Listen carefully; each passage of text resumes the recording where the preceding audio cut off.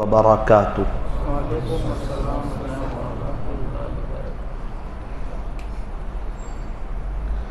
الحمد للہ حمدا کثیرا طیبا مبارکا فیہ کما یحب ویرضا۔ اشہد ان لا الہ الا اللہ وحدہ لا شریک لہ فی الخلق والامر، واشہد ان سیدنا وسندنا وحبیبنا وشفیعنا وخلیلنا ومولانا محمدا عبدہ ورسولہ، المبعوث إلى الأسود والأحمر، المنعوت بشرح الصدر ورفع الذكر، صلى الله عليه وعلى آله وأصحابه وبارك وسلم تسليما كثيرا كثيرا، اما بعد فاعوذ باللہ من الشیطان الرجیم، بسم اللہ الرحمن الرحیم، یا ایہا الذین آمنوا ادخلوا فی السلم کافہ ولا تتبعوا خطوات الشیطان انہ لکم عدو مبین، صدق اللہ مولانا العظیم۔ وقال رسول اللہ صلی اللہ علیہ وسلم لا تحقرن من المعروف شیئا، رواہ مسلم، او کما قال علیہ الصلاة والسلام۔ محبت سے درود پاک پڑھ لیجئے۔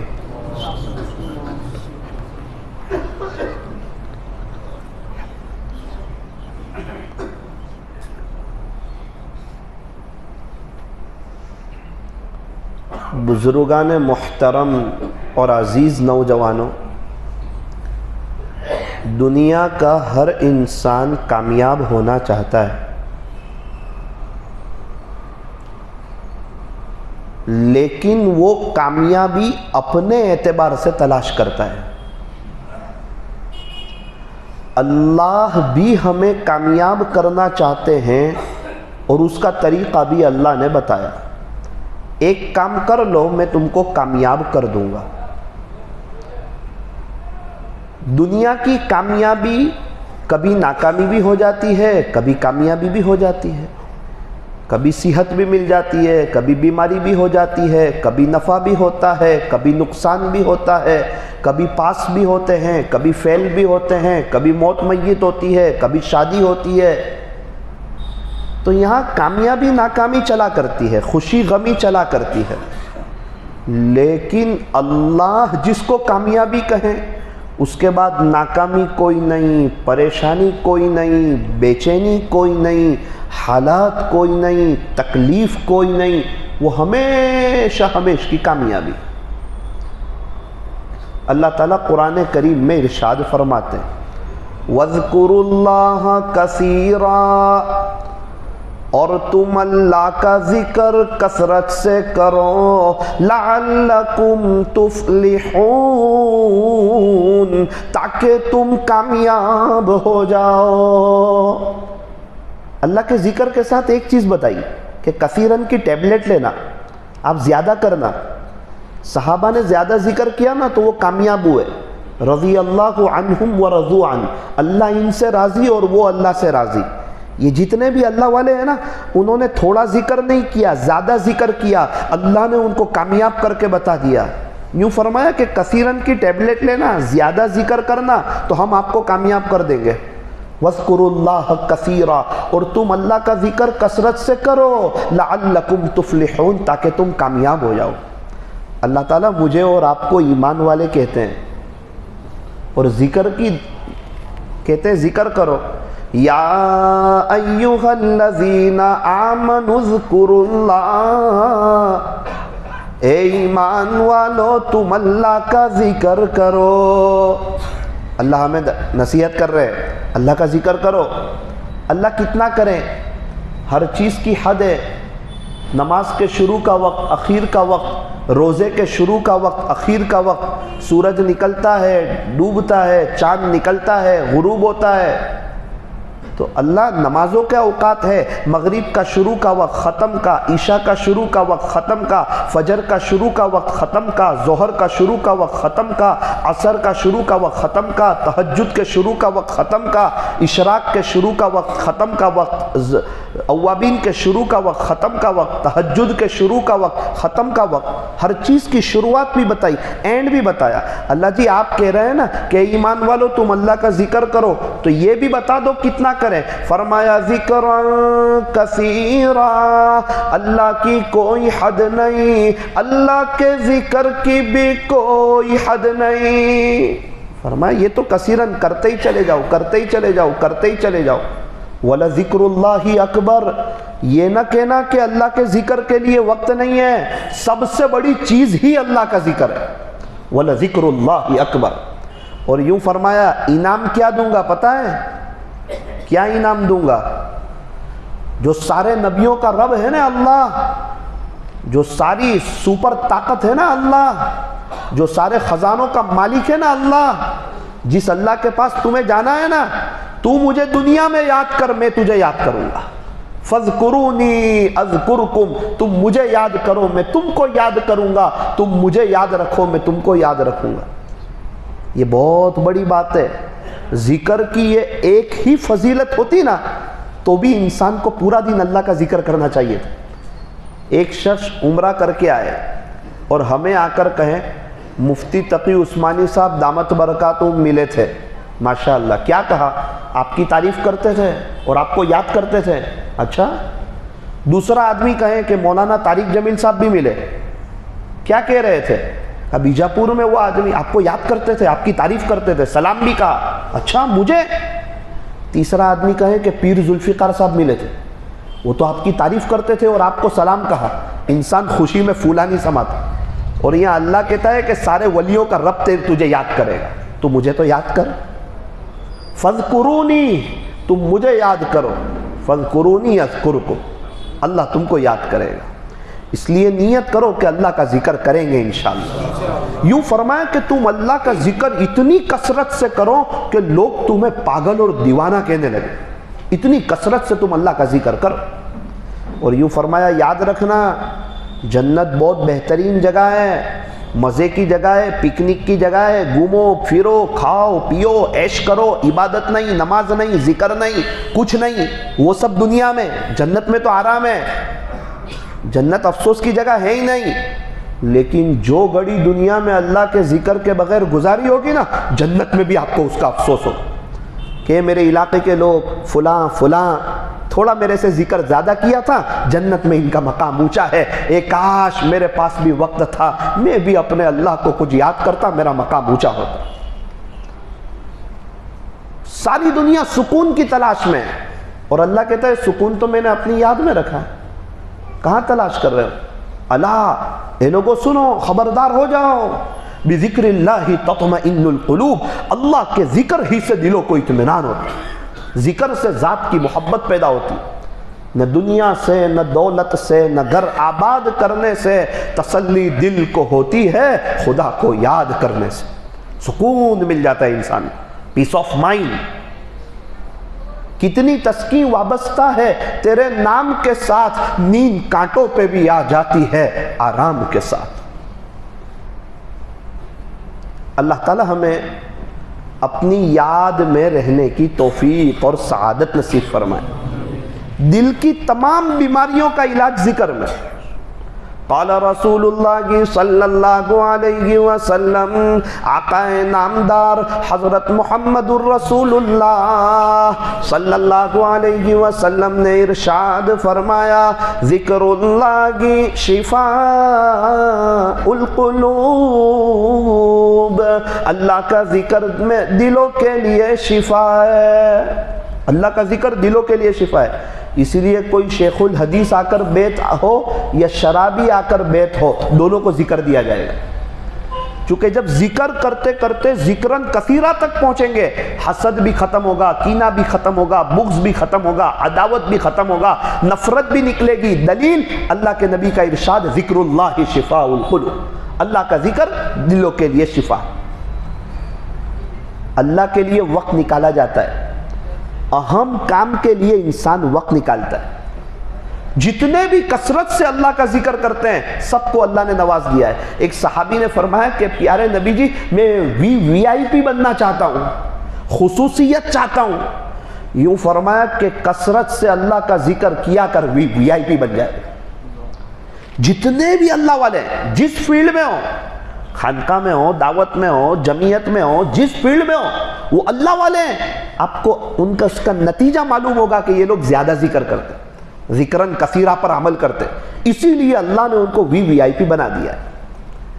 آج کی مجلس میں تھوڑا سا دل پہ لینے کی ضرورت کہ مجھے اپنے اللہ کے لیے وقت نکالنا ہے.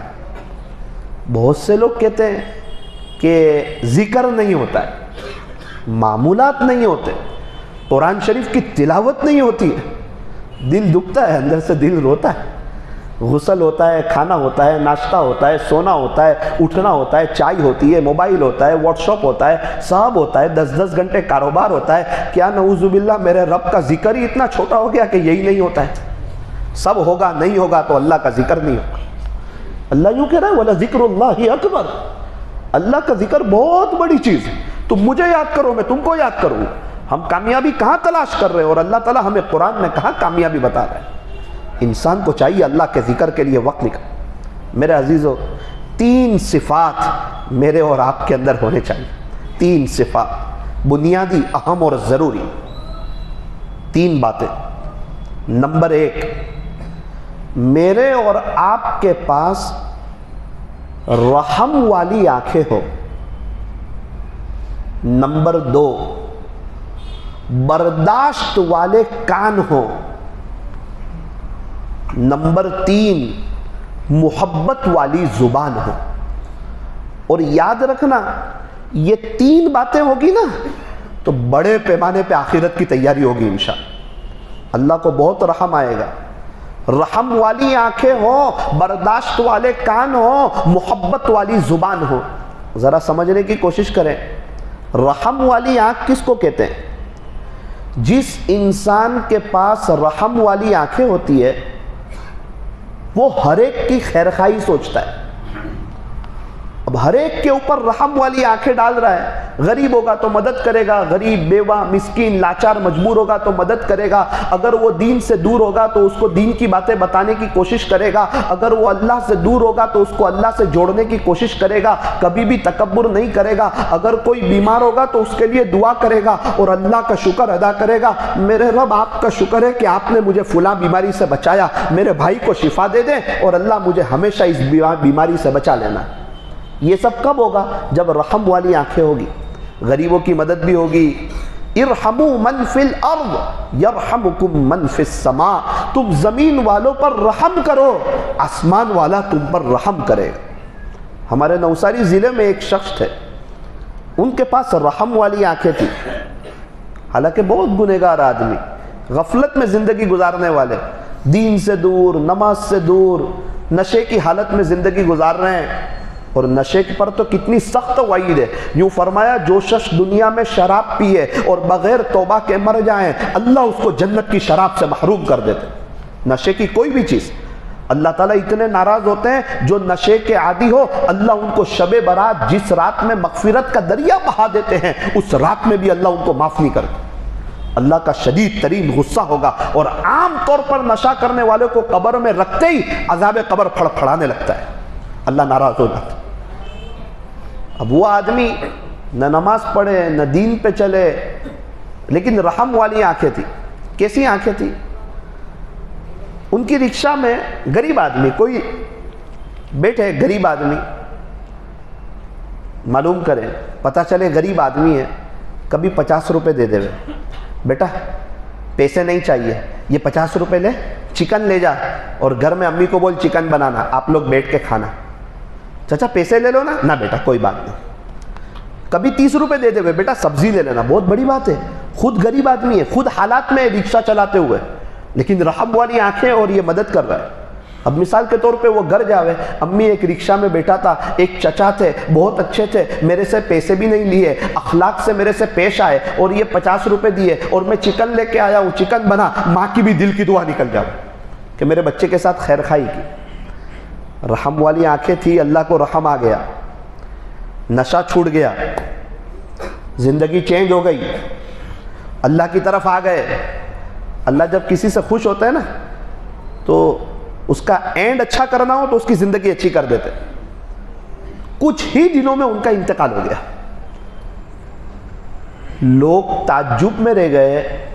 اللہ نے ان کو رمضان کے مہینے میں 15واں روزہ عطا فرمایا اور رمضان کے مہینے میں اپنے پاس بلایا.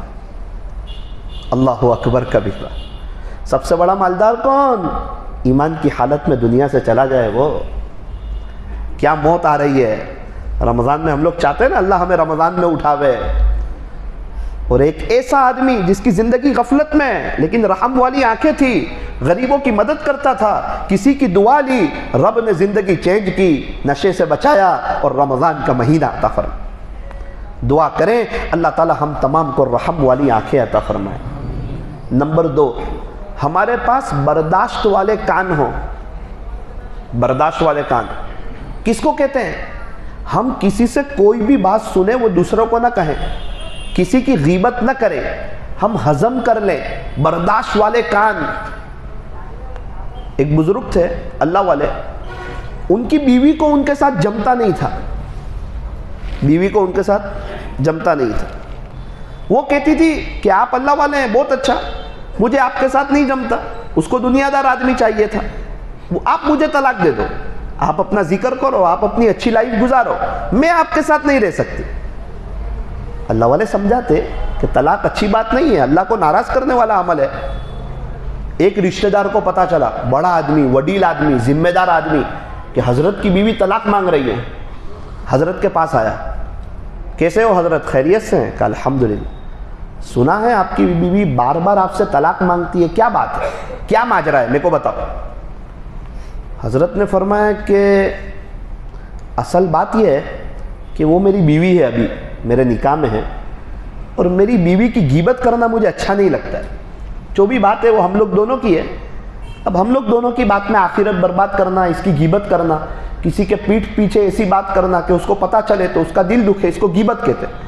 لہٰذا بہتر ہے کہ یہ ٹاپک کلوز کر دیا جائے اور ٹاپک پہ اپنے بات کرتے ہیں.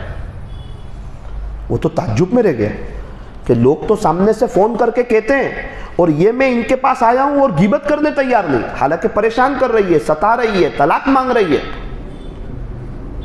کچھ وقت کے بعد اس نے بہت ضد کی.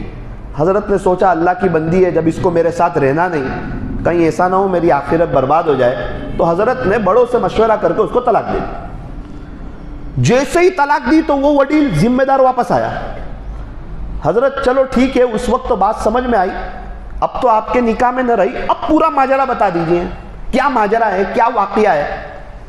حضرت نے فرمایا ماشاءاللہ اچھا ہوا آپ آئے، آپ کو میری فکر ہے، جزاکم اللہ. اصل بات یہ ہے کہ جب بیوی تھی اس وقت غیبت نہیں کی، اب تو اجنبیہ بن گئی، ٹاپک ہی کلوز کر دو، اس ٹاپک پہ بات نہیں کرنی. اللہ، اس کو کہتے ہیں برداشت والے کان. اور آج ہمارے گھروں میں تو بھائی کی غیبت، بھابھی کی غیبت، چاچا کی غیبت، ماما کی غیبت، پھوپھی کی غیبت. یہ سب غیبت کا مقصد کیا ہے؟ تو کہا یہ سب پریشان ہے اور اپنے خوشحال ہے. مقصد یہ اس کو یہ پریشانی ہے، ماما کو وہاں ایسا ہو گیا، پھوپھی کا وہاں ایسا ہو گیا، تیرے وہاں. میرے گھر میں تو جنت جیسا ماحول ہے. جو غیبت کرتے ہیں ان کے گھر میں جنت جیسا ماحول ہوتا ہے یا جہنم جیسا؟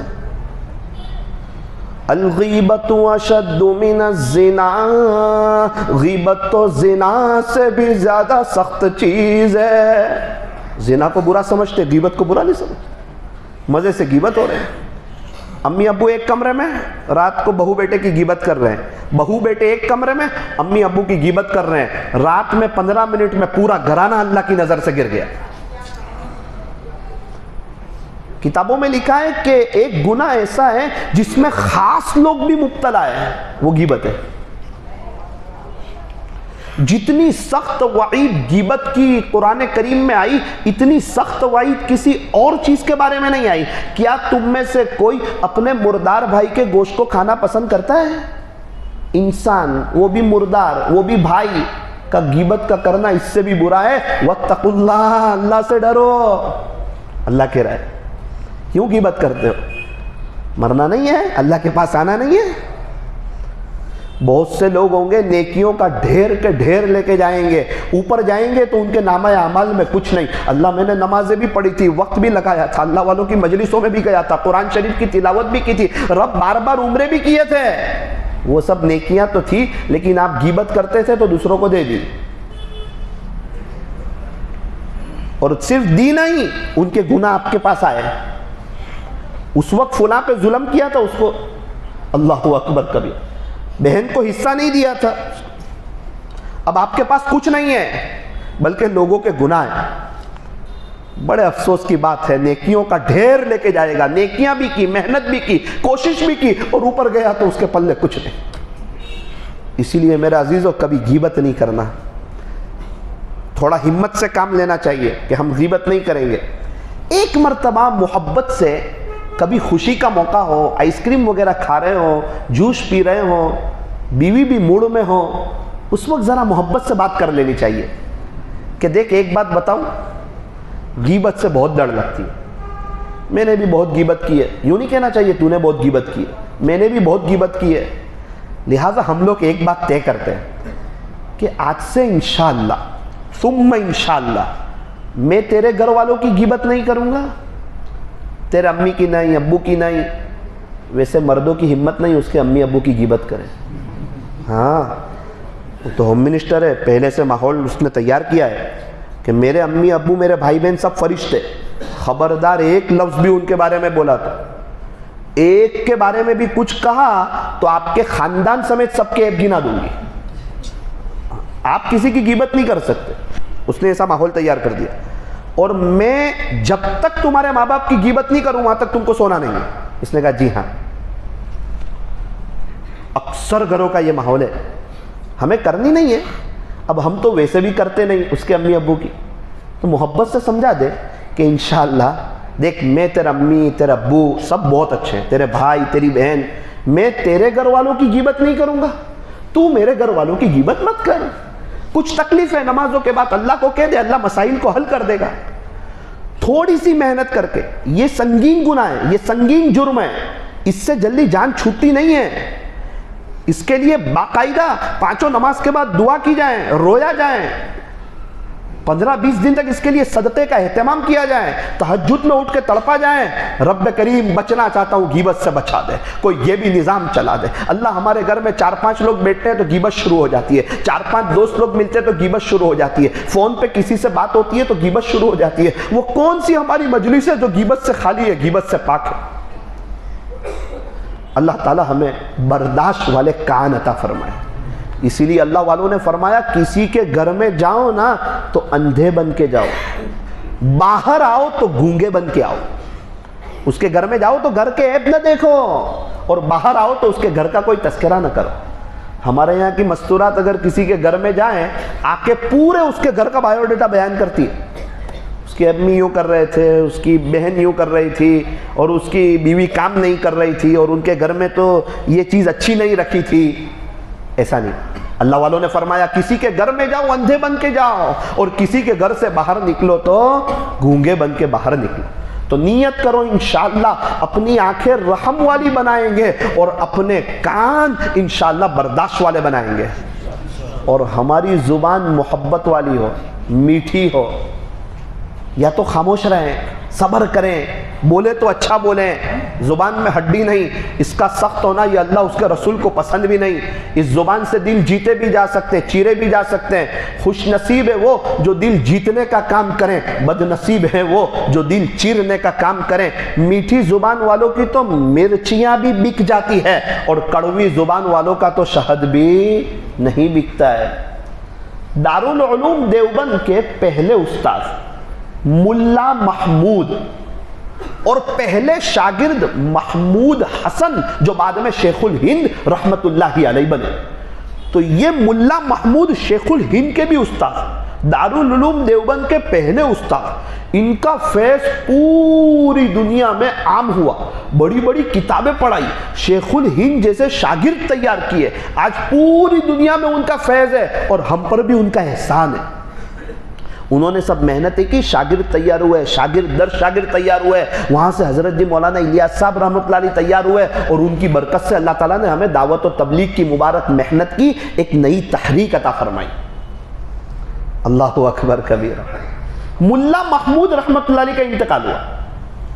اب لوگ تو بہت خوش کہ حضرت کی تو مغفرت ہو گئی ہوگی، بہت بڑے علامہ، بہت نمازی، ذکر کرنے والے، تہجد پڑھنے والے، اللہ کے سامنے رونے والے، دارالعلوم دیوبند کے پہلے استاد۔ کسی نے خواب میں دیکھا، پوچھا حضرت آگے کیا بنا؟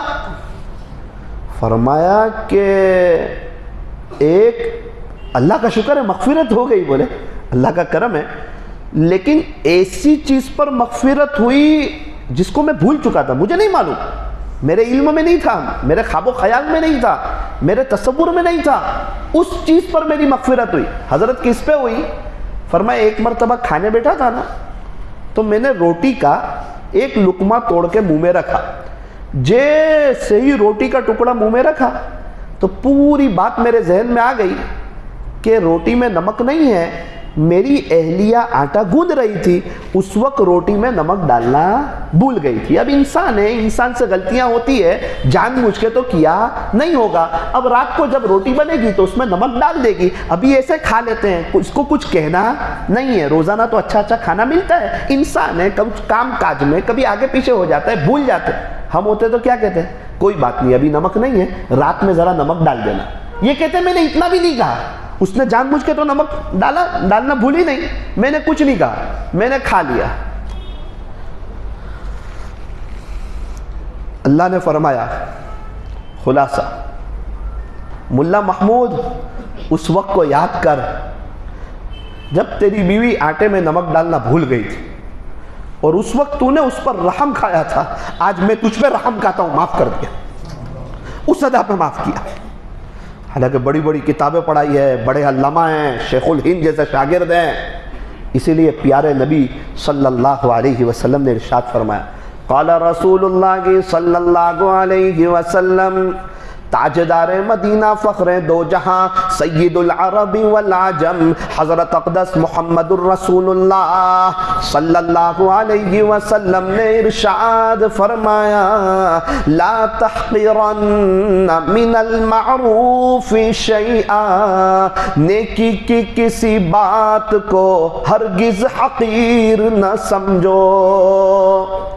نیکی کی کسی بات کو، یہ نیکی چھوٹی ہے، نہ چھوٹا نہ سمجھو، کیا پتہ اسی نیکی پہ اللہ آپ کی مغفرت فرما دے، کون سی ادا اللہ کو پسند آ جائے۔ یوں فرمایا نیکی چھوٹی ہو یا بڑی، نیکی کر لو، نیکی کرنے میں مشقت تو ہے، مشقت ختم ہو جائے گی، ثواب باقی رہ جائے گا۔ گناہ چھوٹا ہو یا بڑا، گناہ میں مزہ تو ہے، لذت تو ہے، لیکن گناہ مت کرو، ہمت کر کے بچ جاؤ، چونکہ گناہ آپ اگر کر لو گے لذت تو ختم ہو جائے گی، لیکن یاد رکھنا وبال باقی رہ جائے۔ اسی لیے فرمایا کہ نیکی کرنی ہے اور گناہوں سے بچنا ہے۔ تو میرے عزیزو، ہم میں سے ہر ایک کے اندر بطور خاص ہمارے جو داعی حضرات ہیں، اللہ کے دین کے خاطر محنت کرنے والے، وہ اپنے اندر یہ تین باتیں پیدا کریں: رحم والی آنکھیں، برداشت والے کان، محبت والی زبان، اور تین باتیں: مسکراتا ہوا چہرہ، میٹھی زبان، ٹھنڈا دماغ، معاف کر دینا، سہ جانا، برداشت کرنا، غصے کو پی جانا، کوئی ہمارے راستے میں کانٹے بچھائے اس کے راستے میں پھول کو بچھانا، احسن الی من اساء الیک، جو برائی کا معاملہ کرے اس کے ساتھ اچھائی کا معاملہ کرنا، جو توڑے اس کے ساتھ جوڑنا، اچھے انسان بن کے زندگی گزارنا، باپ ہو تو اچھے باپ بننا، بیٹے ہو تو اچھے بیٹے بننا، شوہر ہو تو اچھے شوہر بننا، داماد ہو تو اچھے داماد بننا، خسر ہو تو اچھے خسر بننا، بھائی ہو تو اچھے بھائی بننا، چچا ہو تو اچھے چچا بننا، ماما ہو تو اچھے ماما بننا، دادا ہو تو اچھے دادا بننا، نانا ہو تو اچھے نانا بننا، امیر ہو تو اچھے امیر بننا، معمور ہو تو اچھے معمور بننا، ایک بہترین انسان بن کے اگر ایک پڑوسی ہو تو اچھے پڑوسی بننا۔ ایسے رہا کرو کہ کرے لوگ آرزو، ایسی چلن چلو کہ زمانہ مثال دیں کہ فلاں آدمی کیسی صاف ستھری زندگی گزارتا ہے کہ اس کی طرف سے کسی کو ذرہ برابر بھی تکلیف نہیں ہوتی۔ اس لیے نیت کرو انشاءاللہ صاف ستھری اخلاق والی زندگی گزاریں گے انشاءاللہ۔ اخلاق اللہ کو بہت پسند۔ یوں فرمایا کہ کبھی کبھار تو ایسا ہوتا ہے کہ دن بھر روزے رکھنے والا، رات بھر نمازیں پڑھنے والا اس مقام تک نہیں پہنچتا جس مقام تک اچھے اخلاق والا پہنچ جاتا ہے۔ جب تک اخلاق بہتر نہ ہو ایمان کامل نہیں ہوتا۔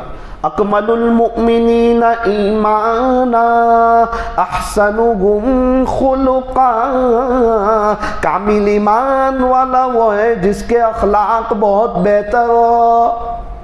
کل قیامت کے دن نیکی کا پلڑا، برائیوں کا پلڑا، کوئی ایسی چیز ہے جو نیکیوں کے پلڑوں کو جلدی جھکا دے؟ فرمایا نیکی کے ترازو میں سب سے بھاری چیز اچھے اخلاق ہے۔ اگر اچھے اخلاق ہوں گے اللہ کی ذات سے امید ہے انشاءاللہ نیکی کا پلڑا جھک جائے گا۔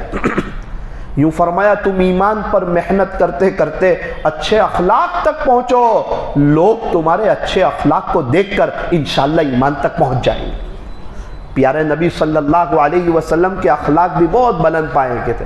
وَإِنَّكَ لَعَلَىٰ خُلُقٍ عَظِيمٍ، پیارے نبی جی بے شک آپ کے اخلاق تو بہت بلند پائے کے۔ اللہ تبارک و تعالی مجھے اور آپ کو اخلاق کی دولت سے مالا مال فرمائے۔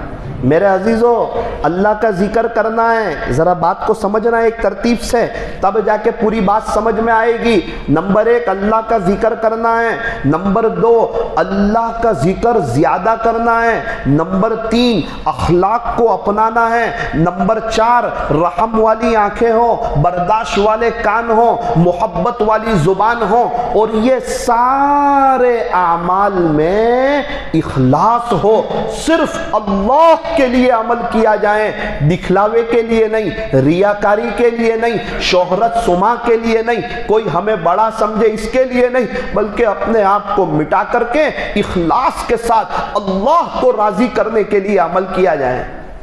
بہت سے لوگ کہتے ہیں مولانا اخلاص کسے کہتے ہیں؟ ارے کسی کے لیے کوئی عمل شروع نہ کرنا اور کسی کے لیے کوئی عمل بند نہ کرنا۔ کسی کو دیکھ کے عمل شروع کر رہے ہیں، فرمایا نہیں، اس کو دکھلاوے کے لیے مت کرو۔ ہم تسبیح پڑھ رہے ہیں، کوئی اللہ والے آئے تو تسبیح رکھ دی، فرمایا نہ پڑھ رہے اب مت رکھو۔ ان کو دیکھ کے شروع بھی نہیں کیا اور ان کو دیکھ کے بند بھی نہیں کیا، کیونکہ شروع بھی اللہ کے لیے اور ختم بھی اللہ کے لیے۔ اخلاص حسن الہی کا وہ تاج ہے کہ جس کے سر پر یہ ہو زمانے پہ اس کا راج ہے۔ آپ نے نام سنا ہوگا امام زین العابدین رحمت اللہ علیہ، امام حسین رضی اللہ عنہ کے بیٹے، کہ بہت روتے تھے، بہت بڑے بزرگ، بہت بڑے اللہ والے، روتے بہت تھے۔ بہت سے اللہ والے روتے ہیں، یہ کچھ زیادہ ہی روتے تھے امام زین العابدین رحمۃ اللہ علیہ۔ خادم نے کہا حضرت بات بات پہ روتے ہیں، صبح و شام روتے ہیں، بار بار روتے ہیں، آپ کتنا روتے ہیں، اتنا کیوں روتے ہیں؟ تو خادم سے کہا کہ میدان کربلا میں بھی وہاں پر موجود تھا، میرے ابو، میرے چچا، میرے بھائی سب کو شہید کر دیا گیا ہے نا، جب میں وہاں موجود تھا، لیکن میں بہت سخت بیمار تھا، خیمے سے باہر نہیں آ سکتا تھا، اگر میں خیمے سے باہر آتا تو مجھے بھی شہید کر دیتے۔ میرے مقدر میں زندگی لکھی تھی تو اللہ نے مجھے بچا لیا. فرمایا کہ بیٹا وہ یوسف علیہ السلام کو کنویں میں ڈال دیا تھا نا, تو یعقوب علیہ السلام کتنا روتے تھے, نابینا ہو گئے تھے, آنکھیں چلی گئی. یوسف علیہ السلام کو کنویں میں ڈالے تو یعقوب علیہ السلام اتنے روئے کہ نابینا ہو جائے. میرے سامنے میرے ابو, میرے چچا, میرے بھائی, میرے خاندان والوں کو بڑی بری طریقے سے شہید کر دیا گیا. میں نہ روؤں تو اور کیا کروں, مجھے وہ منظر یاد آتا ہے میدان کرم, اسی لیے میں زیادہ روتا ہوں. بزرگان دین تو بہت ہے, یہ بہت کثیر البکات ہے, بہت زیادہ رونے والے. ان کا انتقال ہوا, غسل دینے والوں نے غسل دیا, ان کا گھورا بدن تھا. ایک آدمی نے کہا کہ یہ ان کے کندھے پر بلیک کلر کا نشان ہے, کالے کلر کا نشان ہے, یہ کس چیز کا ہے؟ وہاں والوں کو پوچھا, کہا ہم کو پتہ نہیں کس چیز کا نشان ہے. گھر والوں کو پوچھا, ان کے کندھے پر کالا نشان کس چیز کا ہے؟ کوئی تکلیف تھی, کوئی بیماری تھی؟ گہرا نشان ہے. گھر والوں نے کہا ہم کو تو نہیں معلوم کس چیز کا نشان ہے. ٹھیک ہے کوئی بات نہیں. غسل دیا گیا, کفن پہنایا گیا, نماز جنازہ پڑھائی گئی, دفن کر دیا گیا. 8 دن گزرے, 8-10 دن. جو بہت مجبور اور لاچار عورتیں تھیں نا, بیوائیں تھیں نا, ان کے گھروں سے رونے کی آواز آئی. ہائے وہ کہاں چلا گیا جو راتوں کو آ کر ہمارے گھر میں پانی بھر دیا کرتا تھا. ہائے وہ کہاں چلا گیا جو راتوں کو آ کے ہمارے گھر میں پانی بھر دیا. آج ہم کو یہ بات سمجھ میں نہیں آئے گی, ہمارے گھر میں نل ہے نا اس لیے. اس زمانے میں کنویں پہ جانا پڑتا تھا, لائن میں کھڑے رہنا پڑتا تھا, زیادہ پانی لینا پڑتا تھا, چونکہ کپڑے دھونا, باسن دھونا, غسل کرنا, فارغ ہونا, اور وہ پانی دور ہوتا تھا. لائن میں کھڑے رہ کے پانی بھرنا, اس کو اٹھانا, اس کو لوگوں کے یہاں پہنچانا, یہ آسان بات نہیں ہے. حضرت مشق میں پانی بھرتے تھے اور اس کو اپنے کندھے پہ رکھتے تھے. اب اس کو بلیک کلر کا اس وجہ سے نشان پڑا تھا, بار بار پانی لانا, بھرنا. اور بیواؤں اور مجبوروں اور لاچاروں اور ایسی عورتیں جو اپنا پانی نہیں بھر سکتی, ان کی مدد کرنے والا کوئی نہیں, ان کے گھروں میں رات کو جا کے پانی پہنچا دیا کرتے تھے. اللہ والے فرماتے ہیں پوری زندگی اس طرح گزاری کہ یہ غریبوں کا کام کیا, یہاں تک کہ اپنے گھر کی عورتوں تک کو پتہ نہیں چلنے دیا کہ میں کیا کر رہا ہوں. اس درجے کا ان کا تھا اخلاص کہ میں جانوں, میرا اللہ جانے, تیسرا کوئی نہ جانے. اللہ کرے اللہ تعالیٰ یہ جذبہ ہمیں بھی عطا فرمائے کہ ہم نے گناہ تو ایسے بہت کیے اخلاص والے کہ ہم جانتے اور اللہ جانتا ہے, تیسرا کوئی جانتا. کچھ نیکی بھی ایسی کر جائیں, ہم جانے اللہ جانے, تیسرا کوئی نہ جانے, اور خدا کے دربار میں وہ نیکی کام آ جائے. ابو عمر نجیر رحمت اللہ علیہ یہ بھی بہت بڑے اللہ والے ہیں, مالدار بھی بہت تھے, بڑے اللہ والے تھے. حاکم وقت نے میٹنگ بلائی اور نامزد بڑے بڑے مالداروں کو طے کیا, ابو عمر نجیر کو بھی بلایا ہے, اور ساری بات رکھی کہ دیکھو ہماری بستی میں, علاقے میں رفائی کام کی ضرورت ہے, اللہ نے آپ کو مال دیا ہے, قومی خزانے سے میں تھوڑا مال لگاتا ہوں, تھوڑا آپ لوگ بھی دو, ہم لوگ سب مل کے کام کریں گے ایک ساتھ تاکہ لوگوں کو فائدہ ہو. تو سب نے جس کو جو لکھانا تھا سب نے لکھایا. ابو عمر نجیر رحمت اللہ علیہ نے اتنی بڑی رقم لکھائی کہ وہ بادشاہ تھوڑی دیر تک حیرت میں رہ گیا کہ میری حکومت میں ایسے لوگ بھی ہیں جن کے پاس اتنا پیسہ ہے, اتنی بڑی رقم لکھا رہے, لیکن سب کے جانے کے بعد لکھائی. اس زمانے میں چاندی کے سکے چلتے تھے درہم, اور سونے کے سکے ہوتے تھے دینار. 1 دینار کا بہت کچھ آ جاتا تھا, سونے کا سکہ تھا. آج بھی سونے کا سکہ ہو, اس کو دو تو کئی ہزاروں روپے آ جاوے. ابو عمر نجیر رحمت اللہ علیہ نے کہا بادشاہ سلامت, میری طرف سے 2 لاکھ دینار لکھ لو, اور لا کے بادشاہ کو دے دیے. بادشاہ تو تعجب میں رہ گیا. اس نے کہا کہ یار لوگوں نے کم لکھایا, ابو عمر نجیر نے بہت بڑی رقم لکھائی. دوبارہ میٹنگ بلائی کچھ دن کے بعد, اور لوگوں کو کہا دیکھو رفائی کام کرنا ہے, قومی خزانے سے میں دیتا ہوں, آپ بھی تھوڑا سا دو, تھوڑا دل کھول کے دو. یہ ابو عمر نجیر یہاں بیٹھے ہیں نا ماشاءاللہ, 2 لاکھ دینار دیے, 2 لاکھ دینار. ابو عمر نجیر تو پورے ہل گئے کہ یار میں نے تو اکیلے میں دیے تھے, چپکی سے دیے تھے, میں جانوں اللہ جانے, تیسرا کوئی نہ جانے. اب انہوں نے تو سب کے سامنے کہہ دیا, اب اس کا تو پورے علاقے میں چرچا ہوگا, واہ واہ ہوگی, لوگ اس کو یاد کریں گے, اس کی باتیں کریں گے. کہیں ایسا نہ ہو انتقال سے پہلے تکبر آ جاوے اور آخرت ہی برباد ہو جاوے. کھڑے ہو گئے. بادشاہ سلامت, سوری ایک غلطی ہو گئی میرے سے, وہ میرے 2 لاکھ دینار مجھے واپس دے دو, مجھے اس سلسلے میں ایک مشورہ کرنا ہے. بادشاہ نے کہا آپ کیسی بات کرتے ہو, اتنی بڑی رقم؟ نہیں بادشاہ, مجھے میری رقم واپس دے دو. سب لوگوں نے بھی کہا پتہ نہیں کیسا آدمی ہے, رقم دی واپس لے لی, ایسا اچھا آدمی کوئی ایسا کام کرتا ہے؟ انہوں نے کہا کوئی بات نہیں, میرا معاملہ ہے, میری رقم مجھے واپس دے دو. بادشاہ نے ان کی رقم واپس دے دی. مجلس ختم ہو گئی. بادشاہ کا چہرہ اتر گیا, افسوس کرنے لگا.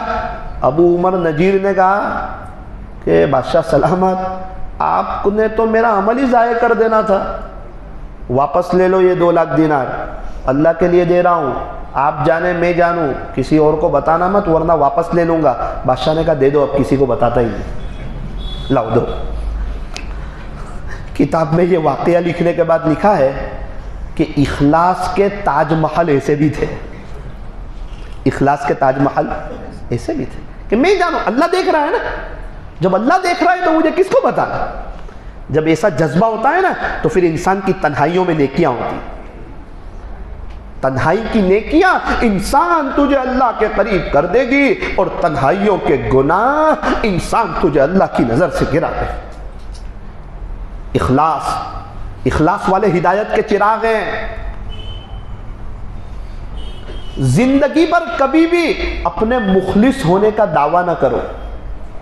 میں اخلاص والا ہوں, نہیں, میں کوشش کر رہا ہوں. زندگی پر کبھی بھی اپنے مخلص ہونے کا دعویٰ نہ کرو, اور لائف ٹائم کبھی بھی کسی کے اخلاص پہ شک نہ کرو. سب لوگ اخلاص والے ہیں, میرا مسئلہ ہے, ہم میں کا ہر ایک آدمی یہی کہے میرا مسئلہ ہے, باقی سب لوگ اخلاص والے. قاعدہ بیان کیا, کبھی بھی اپنے مخلص ہونے کا دعویٰ نہ کرو, اور لائف ٹائم کبھی بھی اپنے اخلاص پر شک نہ کرو. اپنے مخلص ہونے کا دعویٰ نہ کرو, اور لائف ٹائم کبھی بھی کسی کے اخلاص پر شک نہ کرو. اخلاص کے ساتھ جو کام کیا جاتا ہے اس کے بہت گہرے اثرات مرتب ہوتے ہیں. حضرت پیر ذوالفقار صاحب فرماتے ہیں, ہم نے ہمارے امی کا اخلاص دیکھا. میری امی بہت اخلاص والی تھی, گھر میں کوئی حافظ علم نہیں, سیدھا سادہ ایک دینی ماحول تھا. ابو کھیتی کریں, امی اپنے گھر میں کام کریں, لیکن فرماتے ہیں کہ میری ماں کے اندر اخلاص تھا. کیسا اخلاص تھا؟ حضرت فرماتے ہیں خلاصہ کلام یہ ہے کہ ہمارے علاقے میں ایک عورت رہتی تھی, اس کے بچے بھی تھے, اور اس کا خاوند اس کا صحیح معنوں میں خرچہ نہیں اٹھاتا تھا. تو وہ میرے امی کے پاس آتی تو میرے امی اسے کچھ نہ کچھ دے دیتے. ہم کو پتہ نہیں چلتا, اتنا پتہ چلتا تھا امی اس کی کچھ مدد کر رہے ہیں, کیا کر رہے ہیں, کیسے کر رہے ہیں, یہ کچھ پتہ نہیں. اس کا آنا, امی کا مدد کرنا, پتہ ہی نہیں چلے کیا ہو رہا ہے. کافی مدت ہو گئی, وہ عورت آئی نہیں. میرا امی بیمار, میری ماں پریشان کہ وہ عورت جو حالات میں تھی, تکلیف میں تھی, کہاں چلی گئی, کوئی بیماری ہو گئی, وہ کہاں ہے, دکھتی نہیں ہے, نظر نہیں آتی ہے. اللہ کی شان, ایک مرتبہ میری بہن کو مل گئی. میری بہن نے کہا کہ امی تجھے یاد کرتے تو آتی نہیں. کہا میں تو فلاں علاقے میں رہنے چلی گئی ہوں, اور معاف کرنا میں تو آنا ہی بھول گئی. گھر آئے, امی کو بتایا. امی نے کہا چلو مجھے اس کے پاس لے جاؤ.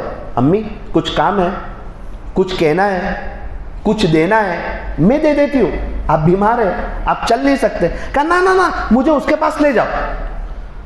حضرت پیر ذوالفقار صاحب فرماتے میری ماں بیماری کی حالت میں اس کے پاس گئی, تھوڑا چلتی بیٹھ جاتی, تھوڑا چلتی بیٹھ جاتی, بڑی مشکل سے اس کے پاس پہنچی. گئے اور آ گئے, کچھ پتہ نہیں کیا ہوا, کیا باتیں ہوئی, کیا ہوا, نہ میری بہن کو پتا, نہ مجھے پتا, نہ گھر میں کسی کو پتا. جب میری ماں کا جنازہ اٹھ گیا, میری ماں دنیا سے چلی گئی, اس وقت اس عورت نے کہا کہ بہن جب تو تیرے امی کو میرے پاس لے کے آئی تھی نا, اس وقت تیری ماں نے مجھے 10,000 روپے دیے تھے, اس زمانے کے 10,000 روپے. پھر ان کی اولاد ہوتی ہے پیر ذوالفقار صاحب.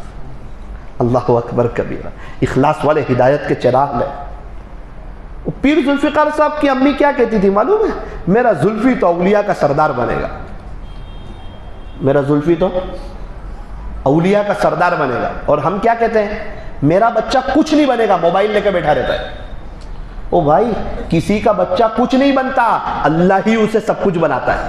تو سب کچھ بنانے والی ذات ایک اللہ کی ہے. ہماری نظر اللہ پر ہو کہ یہ میرا بچہ ہے، چاہے ذہین ہے کن ذہین ہے، باپ کی دعا ڈائریکٹ جاتی ہے، انشاءاللہ میں نمازوں کے بعد دعا کروں گا، اللہ میرے بچے سے پوری دنیا میں کام لے گا اور قبر میں میری آنکھیں ٹھنڈی ہوگی. ماں باپ کے ایسے جذبے ہونے چاہیے. پیر ذوالفقار صاحب فرماتے ہیں میری ماں دعا دیتی میرا زلفی اولیاء کا سردار بنے گا، اور میرا ابو بھی بہت نیک تھے. میں چھوٹا تھا جب سے دیکھتا تھا کہ میرا ابو روزانہ منزل سے ایک قرآن پڑھتے تھے. کس سے پڑھتے تھے؟ منزل سے. 7 دن میں ایک قرآن ختم. پیر صاحب فرماتے ہیں کہ جب میرے بال سفید ہو گئے اس وقت تک میں نے دیکھا کہ میرا ابو ہر ہفتے ایک قرآن ختم کرتے تھے. ہاں جب ابو قرآن پڑھنے والے ہو، ماں اخلاص کے ساتھ خرچ کرنے والی ہو، پھر اولاد ایسی ہوتی ہے اور اللہ تعالیٰ ان سے اتنا بڑا گہرا کام لیتے ہیں. او میرے عزیزو، ضرورت اس بات کی ہے میں اور آپ اپنے اندر اخلاص پیدا کریں. اخلاص کے ساتھ کیا ہوا چھوٹا عمل بھی بہت ہو جاتا ہے، اور ہم اللہ کی طرف آئیں گے نا انشاءاللہ ہماری اولاد اللہ کی طرف آئے گی. اور یاد رکھنا اگر اخلاص نہیں ہوگا نا دنیا بھی برباد ہو جائے گی، آخرت بھی برباد ہو جائے گی. جتنا علم ہو، جتنا تقوی ہو، جتنی قربانی دی ہو، جتنا ذکر کیا ہو، سب ضائع ہو جائے گا اگر اخلاص نہیں ہوگا، اللہ کے لیے نہیں ہوگا، منہ پہ مار دیا جائے گا. ایک بات آپ کو سناؤں، شاید آپ نے کبھی سنی نہ ہو. مجدد الفسانی رحمۃ اللہ علیہ کے زمانے میں 2 بڑے عالم تھے، بہت بڑے عالم، چوٹی کے عالم. ایک کا نام تھا ابو الفضل، دوسرے کا نام تھا فیضی. اور دونوں اتنے بڑے عالم، سگے بھائی، ابو الفضل بڑا اور فیضی چھوٹا، دونوں نے مل کر قرآن شریف کی ایک تفسیر لکھی. قرآن شریف کی تفسیر لکھنا ہی بڑا کام ہے، لیکن کیسی تفسیر لکھی پتہ ہے؟ آج بھی لائبریری میں موجود ہے. ایک بھی نقطے والا حرف اس میں نہیں لکھا، با نہیں، تا نہیں، سا نہیں، جیم نہیں، خا نہیں، زال نہیں، فا نہیں، قاف نہیں. اکابرین تو آج تک حیران ہیں کہ انہوں نے الفاظ کا چناؤ کیسے کیا. پوری تفسیر میں قرآن شریف کی نقطے والا ایک بھی حرف نہیں لکھا. اس تفسیر کا نام بھی انہوں نے لکھا سواقع الالہام، اس میں بھی ایک بھی نقطہ نہیں، نام میں بھی. اتنا علم اور اتنا گہرا علم. ابو الفضل 2 مرتبہ کوئی بات سنے تو یاد ہو جاوے، چھوٹا بھائی فیضی 1 مرتبہ کوئی بات سنے تو یاد ہو جاوے. اتنا علم. علم والوں کا تو کتنا اونچا مقام ہے، لیکن اخلاص نہیں تھا، اللہ کے لیے نہیں تھا. درباری ملا بن گئے، بادشاہ کا ساتھ دینے لگے. بادشاہ کو تعظیمی سجدہ کرنا نعوذ باللہ جائز ہے. سب سے پہلے یہ 2 بھائیوں نے فتویٰ دیا، ابو الفضل اور فیضی نے، حالانکہ حرام ہے. یہ 2 بھائیوں نے فتویٰ دیا بادشاہ کو خوش کرنے کے. اور وقت کے مجدد، جو 1000 سال میں ایک مجدد پیدا ہوتا ہے، 1000 سال میں، ان کے دشمن ہو گئے مجدد الفسانی رحمۃ اللہ علیہ کے 2 بھائی. مجدد الفسانی رحمۃ اللہ علیہ کو جیل میں پہنچانے میں دونوں بھائی کا ہاتھ تھا. اللہ اکبر. دیکھیں اللہ ناراض ہو رہا ہے تو کیا ہو رہا ہے. اور بادشاہ کے دربار میں شاعروں کی ناک میں دم کر دیا. پہلے زمانے میں شاعر لوگ کیا کرتے تھے؟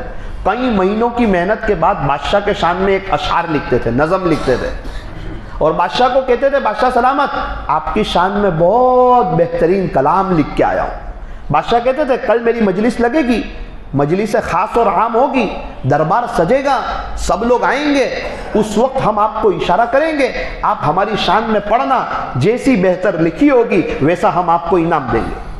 تو یہ لوگ آتے تھے، بادشاہ کی شان میں پڑھتے تھے، بادشاہ خوش ہوتا تھا، پھولتا تھا، پھلتا تھا اپنی تعریف پر، اور ان کو انعام دیتا تھا.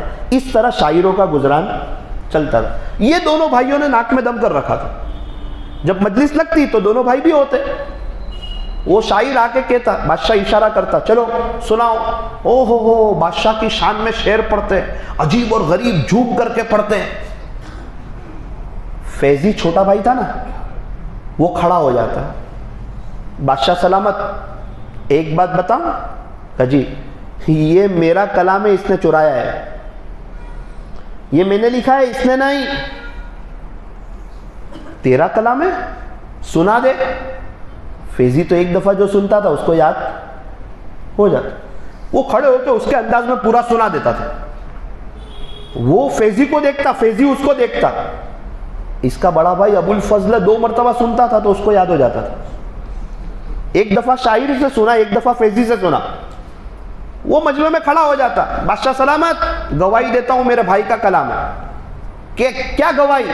وہ بھی پورا پڑھ کے سنا دیتا، تو سارا انعام دونوں بھائی لے جاتے اور وہ شاعر لوگ محروم رہ جاتے۔ شعراء کی ناک میں دم کر رکھا تھا، درباری ملا بن گئے تھے، نظر دنیا کی طرف چلی گئی تھی، لالچ آ گئی تھی، اخلاص نہیں تھا۔ اللہ تعالیٰ نے کیسے محروم کر دیا اور کیسے کیسے فتوے دینے لگے۔ تو میرے عزیزوں، جب اخلاص کی دولت اور اخلاص کا دامن جب ہاتھ سے نکلتا ہے نا، پھر انسان برباد ہو جاتا ہے۔ اس لیے ہمیشہ اپنے عیب دیکھنا، دوسروں کی خوبیاں دیکھنا، کبھی بھی اخلاص کا دامن نہیں چھوٹے گا۔ شیخ سعدی رحمت اللہ علیہ جہاں دیدہ دنیا دیکھے ہوئے فرماتے ہیں، مجھے میرے شیخ شہاب الدین سہروردی رحمت اللہ علیہ نے نصیحت کی تھی، سعدی اپنے بارے میں بد بھی ہو جا، دوسروں کے بارے میں خود بھی ہو جا، سعدی اپنے عیب دیکھ اور سب کی خوبیاں دیکھ۔ کتابوں میں لکھا ہے اللہ تعالیٰ کسی سے خوش ہوتے ہیں اس کو اپنے عیب نظر آتے ہیں اور دوسروں کی خوبیاں نظر آتی ہے، اور لکھا ہے اللہ تعالیٰ جب کسی سے ناراض ہوتے ہیں پھر اس بندے کو اپنی خوبیاں یاد آتی ہے، وہ تکبر کرتا ہے، اللہ کی نظر سے گرتا ہے اور دوسروں کے عیب نظر آتے ہیں۔ شیخ سعدی فرماتے تھے یہ جہاں دیدہ ہے، ان کی 2 کتابیں عالم کلاس میں پڑھائی جاتی ہے، گلستان اور بوستان، دونوں کتاب نصیحتوں سے بھری پڑی ہے۔ اس زمانے میں جہاں دیدہ آدمی بہت کم ہوتا تھا، چونکہ اس طرح فلائٹ کے سفر نہیں ہوتے تھے، بڑا لمبا لمبا سفر، اونٹ پہ، گھوڑے پہ، خچر پہ۔ شیخ سعدی رحمت اللہ علیہ نے اپنے زمانے میں بہت سفر کیے، اس لیے ان کو جہاں دیدہ کہتے ہیں۔ دنیا کا بڑا حصہ دیکھا، وہ دنیا کا بڑا حصہ دیکھنے کے بعد 2 نصیحتیں فرمائی، پوری دنیا گھوم کر کے آیا، کوئی ایسا نہیں ملا جس نے اللہ کے نام پہ خرچ کیا ہو اور غریب ہو گیا ہو۔ فرماتے پوری دنیا میں مجھے کوئی ایسا نہیں ملا۔ اللہ کے نام پہ دیتے رہو، آپ رکنا مت، اللہ کے نام پہ دیتے رہو، اللہ تم کو دیتا رہے گا، اللہ کے راستے میں دیتے رہو، اللہ تم کو نوازتا رہے گا۔ شیخ سعدی فرماتے ہیں کہ پوری دنیا دیکھی، کوئی ایسا نہیں ملا جس نے اللہ کے نام پر دیا ہو اور غریب ہو گیا ہو، مجھے میری لائف میں کوئی ایسا نہیں ملا۔ فرماتے ہیں غلطی سے بھی کسی پر ظلم نہ کرنا، مجھے کوئی ایسا بھی نہیں ملا جس نے کسی پر ظلم کیا ہو اور اللہ کی پکڑ سے بچ گیا ہو، ایسا بھی مجھے کوئی نہیں ملا۔ اپنی لائف میں کبھی کسی پر ظلم نہ کرنا۔ شیخ سعدی رحمت اللہ علیہ فرماتے ہیں میں چھوٹا سا بچہ تھا، گھر میں سونے کی انگوٹھی رکھی ہوئی تھی، میں لے کے اس کو باہر نکل گیا، چھوٹا سا، مجھے پتا نہیں، میں نے سونے کی انگوٹھی پہن لی، چھوٹا بچہ۔ ایک ٹھگ آیا، گھوڑ لے کے آیا، اس نے دیکھا یہ چھوٹا بچہ ہے، اس کے ہاتھ میں سونے کی انگوٹھی ہے، اس نے میرے پاس آیا، مجھے بہلایا، پیار کیا، مجھے کہا بیٹا تیرے ہاتھ میں کیا ہے؟ میں نے کہا انگوٹھی ہے۔ اچھا دیکھ میرے ہاتھ میں گھوڑ ہے، بولے اچھا یہ ذرا ٹیسٹ کر، اس کو دیکھ، چکھ کر، کیسا مزہ ہے اس کا؟ شیخ سعدی کہتے ہیں میں چھوٹا، میں نے چکھا تو مزہ تو آیا نہیں۔ اس نے کہا اب میں تجھے گڑ کھلاتا ہوں۔ اس نے لے کے مجھے گڑ دیا، یہ چکھ، یہ کیسا ہے؟ میں نے کہا ہاں یہ تو بہت میٹھا ہے، یہ بہت اچھا ہے، یہ انگوٹھی اچھی کہ گڑ اچھا؟ شیخ سعدی کہتے ہیں میں نے کہا گڑ اچھا، ایک کام کر، یہ اتنا سب گڑ ہے تو لے لے، انگوٹھی مجھے دے دے۔ ہاں یہ تو بہت اچھی بات ہے، انگوٹھی اتار کے دے دی اور گڑ لے لیا۔ گھر آیا، پھر کیا گد بنی ہوگی آپ کو اندازہ ہے؟ پھر پتا چلا کہ وہ انگوٹھی اتنی قیمتی تھی کہ وہ بیچتا نا تو پوری زندگی کے گڑ آ جاتے، لیکن چھوٹا تھا۔ یہ کہہ کے نصیحت کرتے ہیں یہ دنیا گڑ ہے اور آخرت سونے کی انگوٹھی ہے۔ اللہ تم کو سونے کی انگوٹھی دینا چاہتا ہے اور یہ نفس و شیطان گڑ چکھا رہے ہیں، تم کس کی بات میں آ رہے ہیں؟ تم کون سی دنیا کے چکر میں پڑ رہے ہیں؟ کون سی دنیا کو بنانے میں آپ لگے ہوئے ہیں؟ یہ دنیا گڑ ہے، یہ 4 دن کی چاندنی پھر اندھیری رات ہے، یہ رونق ہے، یہ بہار ہے، یہ محفل ہے، یہ مجلس ہے، یہ کمکم ہے، یہ انٹرنیٹ کی فراوانی ہے۔ اسی لیے فرمایا یہاں اونچے اونچے بنگلے نہ دیکھو، قیمتی قیمتی بائک نہ دیکھو، خوبصورت خوبصورت گاڑیاں نہ دیکھو، نئے نئے موبائل نہ دیکھو، بلکہ اٹھتے ہوئے جنازے دیکھو اور شکستہ قبر دیکھو اور قبرستان کا چکر لگاؤ اور دیکھو وہاں لوگوں کا کیا عالم ہے۔ سوئے ہوئے ہیں بڑے بڑے مالدار، ڈاکٹر، انجینئر، وکیل، پروفیسر، لوئر، آج ان کو پوچھنے والا کوئی نہیں، آج ان کو یاد کرنے والا کوئی نہیں، آج ان کے لیے ایصال ثواب کرنے والا کوئی نہیں۔ ایک بزرگ قبرستان میں ایک نوجوان آیا، قبر کی طرف اشارہ کیا، بیٹا اللہ اس کو ایک موقع دے دے تو یہ کیا کرے گا؟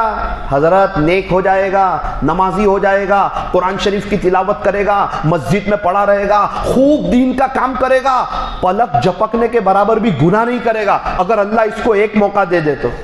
حضرت مسکرائے، فرمایا کہ بیٹا یہ سب کام تو کر لے، اس کو تو موقع ملنے والا ہے نہیں، ایک وقت آئے گا پھر نہ تجھے موقع ملے گا نہ مجھے موقع ملے گا۔ یہ بھی ہماری طرح انسان تھا، زمین پہ چلتا تھا، اس کی سانس چل رہی تھی، اس کا بھی فیملی کاروبار میں سب تھا، موت آ گئی، اللہ کے پاس چلا گیا۔ او میرے عزیزو، قبر والے پوری پوری زندگیاں دین کا کام کرنے کے لیے تیار ہے، اب اللہ تیار نہیں ہے۔ آج موقع ہے، سانس چل رہی ہے، توبہ کا دروازہ کھلا ہوا ہے، اللہ اپنا بنانے کے لیے تیار ہے۔ کیا ہم میں سے کوئی اللہ کی طرف آنے کے لیے تیار ہے؟ شیخ سعدی رحمۃ اللہ علیہ فرماتے ہیں میرے ابو کے پاس بہت حکمت کی باتیں تھی، تہجد کی نماز پڑھی میرے ابو کے ساتھ، میں نے سونے کے لیے گئے ہم لوگ، میں نے کہا ابو اتنا پیارا وقت، تہجد کا وقت، اللہ کے عاشقوں کا اٹھنے کا وقت، اللہ سے لینے کا وقت، اور دیکھو نا یہ لوگ کیسے سوئے ہوئے ہیں، ان کو بھی اٹھنا چاہیے تھا، کیسے سوئے ہوئے ہیں سب۔ میرے ابو نے ایک آہ بھری، فرمایا سعدی یہ سو رہے ہیں نا تہجد کے وقت تو ان کو گناہ نہیں ہو رہا ہے، اور تو نے غیبت کی نا تو تجھے غیبت کرنے کا گناہ ہوا۔ کیا بہتر تھا کہ تو بھی تہجد نہ پڑھتا، سویا رہتا، لیکن ان لوگوں کی غیبت نہ کرتا۔ اللہ اکبر کبیر۔ فرماتے ہیں کہ بچپن میں ایسی بات دل پہ لگی کہ لائف ٹائم کبھی کسی کی غیبت کرنی نہیں۔ شیخ سعدی رحمۃ اللہ فرماتے تھے کہ ایک نصیحت تو ایسی کی جو مجھے بہت کام آئی۔ میں میرے ابو کے ساتھ ایک میلے میں چلا گیا، تو بڑا میلہ لگا ہوا تھا، تو میرے ابو نے کہا دیکھ تھوڑا میرے دامن کو فٹ پکڑنا ہے، تو اگر دامن چھوڑ دے گا نا تو میلے میں گم ہو جائے گا، اور یہ بڑا میلہ ہے، یہاں ہم لوگ ایک دوسرے کو پھر جلدی سے ملیں گے نہیں۔ شیخ سعدی فرماتے میں نے ایک دم فٹ ابو کے دامن کو پکڑ لیا اور میلے میں دیکھنے لگا، ایک چیز اچھی لگی، چھوٹا بچہ تھا، اس کو دیکھتے دیکھتے ابو کا دامن چھوٹ گیا، دھیان نہیں، دیکھتا رہا میں، اچانک یاد آیا میرے ابو ابو ابو ابو، کوئی جواب نہیں۔ بھائی میرے ابو کہاں ہے؟ سوشل میڈیا کا دور نہیں، واٹس ایپ نہیں، فون نہیں، بہت تلاش کیا، میرے ابو مجھے تلاش کرتے، میں ابو کو تلاش کرتا، ابو مجھے تلاش کرتے، میں ابو کو تلاش کرتا، کافی دیر گزر گئی، کئی گھنٹے گزر گئے۔ ایک موقع پہ میری اور ابو کی ملاقات ہو گئی۔ فرماتے میرے ابو نے میرا کان پکڑا، ہلکے سے مچوڑا اور کہا سعدی تجھے کہا تھا نا مضبوطی سے پکڑنا، آج تو نے چھوڑا تو دنیا کے میلے میں گم ہو گیا۔ تیرے باپ کی بات یاد رکھنا، اگر بڑا ہو کر اپنے بڑوں کے دامن کو چھوڑے گا نا تو دنیا کے میلے میں گم ہو جائے گا، سمجھانے والا کوئی نہیں ملے۔ اپنے بڑوں کے ساتھ رہنا، البرکۃ مع اکابرکم، تمہارے لیے برکت تمہارے بڑوں کے ساتھ رہنا۔ او میرے عزیزو، یہ سب باتیں اس لیے ہیں کہ میں اور آپ اللہ کی طرف آ جائیں۔ یہ دنیا فانی ہے، یہ دھوکے کا گھر، مچھر کا پر، مکڑی کا جالا ہے، یہ چھوڑ دینے کی جگہ ہے، یہ دل لگانے کی جگہ نہیں ہے، جگہ جی لگانے کی دنیا نہیں ہے، یہ تو عبرت کی جا ہے، تماشا گاہ نہیں ہے۔ ایسے موقع، ایسے لمحے بار بار ملتے نہیں ہیں۔ غنیمت سمجھ زندگی کی یہ بہار کہ آنا نہ ہوگا یہاں بار بار۔ سارے حضرات مل کے نیت کریں۔ یہ عاجز آپ کو ایک عمل بتانے جا رہا ہے کہ اللہ کے ساتھ تعلق کیسے پیدا ہوتا ہے۔ نیت کریں انشاءاللہ، ہم سنیں گے اور اس پر عمل کریں گے انشاءاللہ۔ 2-3 دن کے اندر انشاءاللہ آپ کو احساس ہوگا، کھانے میں نمک نہیں تو کھانے میں مزہ نہیں، اللہ کے ساتھ تعلق نہیں تو زندگی گزارنے میں مزہ نہیں۔ نمبر 1، 4 کام کرنے ہیں۔ نماز جو ہم پڑھتے ہیں نا، اس کو دھیان کے ساتھ پڑھنی ہے. کیسی پڑھنی ہے؟ دھیان کے ساتھ، کوالٹی والی، اللہ کو پسند آ جاوے ایسی. مولانا نماز میں دھیان لگتا ہی نہیں. ہمارے وضو میں دھیان نہیں تو نماز میں کیسے دھیان لگے گا؟ وضو میں کم پانی، مسواک کا اہتمام، چہرہ دھو رہے ہیں اس وقت یہ دھیان کہ چہرہ میں دھو رہا ہوں، میرے آنکھوں سے جو گناہ کیے تھے، کان سے جو گناہ کیے تھے، زبان سے جو گناہ کیے تھے، وہ بھی وضو کے پانی کے ساتھ ساتھ نکل رہے ہیں. ہاتھ دھو رہا ہوں، ہاتھ سے جو گناہ کیے تھے وہ بھی نکل رہے ہیں. میں سر کا مسح کر رہا ہوں، سر سے جو بری باتیں سوچی تھی نا وہ گناہ نکل رہے ہیں. پیر دھو رہا ہوں، پیر سے جو میں غلط جگہ چل کے گیا تھا نا وہ گناہ نکل رہے ہیں. اب وضو دھیان والا ہوگا، اب نماز میں دھیان پیدا ہوگی. اپنے آپ سے کہیں دیکھ تو اللہ کے سامنے کھڑا ہے اور اللہ تیری طرف متوجہ ہیں. اب نیت کر کے قول باندھے اور قیام کی حالت میں ہو تو سجدے کی جگہ پر دیکھیں اور استحضار رکھیں کہ آج میں زمین کے اوپر ہوں، ان قریب زمین کے نیچے ہوں گا. رکوع میں جائیں، پیر کے انگوٹھے کی طرف دیکھیں، استحضار رکھیں کہ انتقال ہوگا تو سب سے پہلے روح پیر کے انگوٹھے سے نکلنا شروع ہوگی. سجدے میں جائیں، ناک کی سمت دیکھیں، یاد رکھیں انتقال کے بعد، دفن گیری کے بعد سب سے پہلے جو چیز ختم ہوتی ہے وہ بدن کی ابھری ہوئی ہڈی ناک ختم ہوتی ہے. جب قاعدے میں بیٹھیں اپنی گود اور یاد رکھیں کہ جس طرح یہ خالی گود ہے اس طرح ایک دن جب میں دنیا سے جاؤں گا تو خالی ہاتھ جاؤں گا. کوئی میرے ساتھ نہیں آئے گا، نہ گھر، نہ پراپرٹی، نہ بزنس، نہ کاروبار، نہ زمین، نہ جائیداد، نہ فیملی، نہ بچے، نہ موبائل، نہ کپڑے، نہ ٹوپی، نہ پرس، کچھ نہیں، سب یہیں رہ جائے گا. جس طرح یہ خالی گود ہے اس طرح میں خالی ہاتھ دنیا سے چلا جاؤں گا. انشاءاللہ نماز میں دھیان لگے گا. نماز جاندار تو زندگی جاندار، نماز مزے والی زندگی مزے والی، نماز اللہ کے دھیان والی تو زندگی بہت بیشت ہوتی ہے. نماز سورتی ہے، زندگی سور جاتی ہے. میرے عزیزو الحمدللہ ہم نماز پڑھتے ہیں، ہم مسجد میں آتے ہیں اور ہم نماز میں کسی کا فون نہیں اٹھاتے ہیں، نماز میں ہم کسی سے بات چیت نہیں کرتے ہیں، سلام کلام نہیں کرتے، لین دین نہیں کرتے. کتنے بھی بڑے اللہ والے بازو میں آ جاوے ان سے ملاقات نہیں کرتے کیونکہ اللہ کے سامنے کھڑے ہیں. سب بڑوں سے بڑا ہے اللہ، سب سے بڑا ہے، اس اللہ کے سامنے کھڑے ہیں. لیکن افسوس صد افسوس اللہ ہمیں دیکھ رہا ہوتا ہے اور ہمارا دھیان کہیں اور ہوتا ہے. جس دنیا کو باہر چھوڑ کے آئے اسی دنیا کے خیال میں نماز پڑھ رہے ہیں. میرے عزیزو نماز بنانے کی ضرورت ہے، نماز کے پیچھے محنت کرنے کی ضرورت ہے. نماز کے بعد 2 منٹ کی دعا کی جائیں، یہ ایک عمل ہے. دوسرا عمل روزانہ 2 پارے قرآن شریف کی تلاوت، کم سے کم روزانہ 2 پارے قرآن شریف کی تلاوت کرنا. کیسے ہوگی؟ فرمایا کہ دل پر لے لو تو ہو جائے گی. میں نے آپ کو ایک بات سنائی تھی نا، ہمارے صورت میں ایک چچا ہے، انہوں نے اپنے گھر کی باری کے پاس بیٹھ کر 2000 قرآن پڑھے، اپنے گھر کے صوفے پر بیٹھ کر 1200 قرآن پڑھے. 92 سے روزانہ ایک منزل پڑھتے، ہمارے دعوت کے کام کے ذمہ دار ہے. 92 سے روزانہ ایک منزل پڑھتے. 33 سال ہو گئے، 33 ایئرس ہو گئے. فرماتے ہیں کہ الحمدللہ اللہ کا شکر ہے کبھی میری منزل نہیں چھوٹی. سورت مرکز پر جمعرات کو میں اپنی منزل ختم کرتا ہوں، ختم قرآن کی دعا کرتا ہوں اور جمعہ کے دن واپس قرآن شریف پڑھنا شروع کرتا ہوں. 33 سال سے مولانا میرا یہ عمل چل رہا ہے. اللہ کا شکر 1 مہینے پہلے جمعہ کی نماز کے بعد میری وہ حضرت سے ملاقات ہو گئی. واپس یہاں آنے سے پہلے 1 مہینے پہلے میں نے ان کو کہا، میں نے کہا چچا ایک بات بتاؤ نا، مجھے آپ کی طرح قرآن پڑھنا ہو تو کیا کرنا پڑے گا؟ میں بھی پڑھ سکتا ہوں، آپ اتنا قرآن پڑھتے ہیں. تو کہا بیٹا، فوراً اپنے ہاتھ کو دل کی طرف لے گئے. بیٹا یہ دل میں طے کر کہ مجھے پڑھنا ہے، اللہ سب آسان کر دے گا. سب یہاں سے طے ہوتا ہے. ایک منزل پڑھنے میں کتنی دیر لگتی ہے؟ 1.25 گھنٹے. تو طے کر، اللہ آسان کر دے گا. لوگ اتنا پڑھ رہے ہیں. ہمارے نوساری میں مؤذن صاحب ہے، پوری مسجد کی صفائی کرتے ہیں، 2 وقت مکتب پڑھاتے ہیں، اس کے ساتھ روزانہ 10 پارے پڑھتے. ہمارے گھر کے پاس ہی رہتے، روزانہ 10 پارے پڑھتے. ان کے پاس اللہ کے لیے وقت ہے. ایسے فتنے کے دور میں، ایسے ماحول میں اپنی آخرت بنا رہے. میرے عزیزوں کیا میں اور آپ 2 پارے نہیں پڑھ سکتے؟ وقت طے کریں. کھانے کا وقت طے ہے، سونے کا وقت طے ہے، اٹھنے کا وقت طے ہے، کاروبار کا وقت طے ہے، نمازوں کا وقت طے ہے، تو یہ سارے کام ہو جاتے ہیں. قرآن کی تلاوت کا وقت طے نہیں ہے، اس لیے نہیں ہوتی. جب ایک وقت طے کرے، صبح میں 1 پارہ پڑھوں گا، شام کو 1 پارہ پڑھوں گا، ہو جائے گا. ظہر بعد 1 پارہ پڑھوں گا، عشاء کے بعد 1 پارہ پڑھوں گا. تو نیت کرو انشاءاللہ وقت طے کر کے قرآن شریف کی تلاوت کریں گے، انشاءاللہ کریں گے. تو 5 وقت کی نماز کوالٹی والی، 2 منٹ کی دعا، روزانہ 2 پارے صبح اٹھنے سے لے کے رات سونے تک، اور 2 منٹ کی دعا۔ تیسرا عمل، صبح اٹھ کے تسبیح اپنے ہاتھ میں بھرا لینے کی، انگوٹھی والی تسبیح، اور کیا پڑھنے کا؟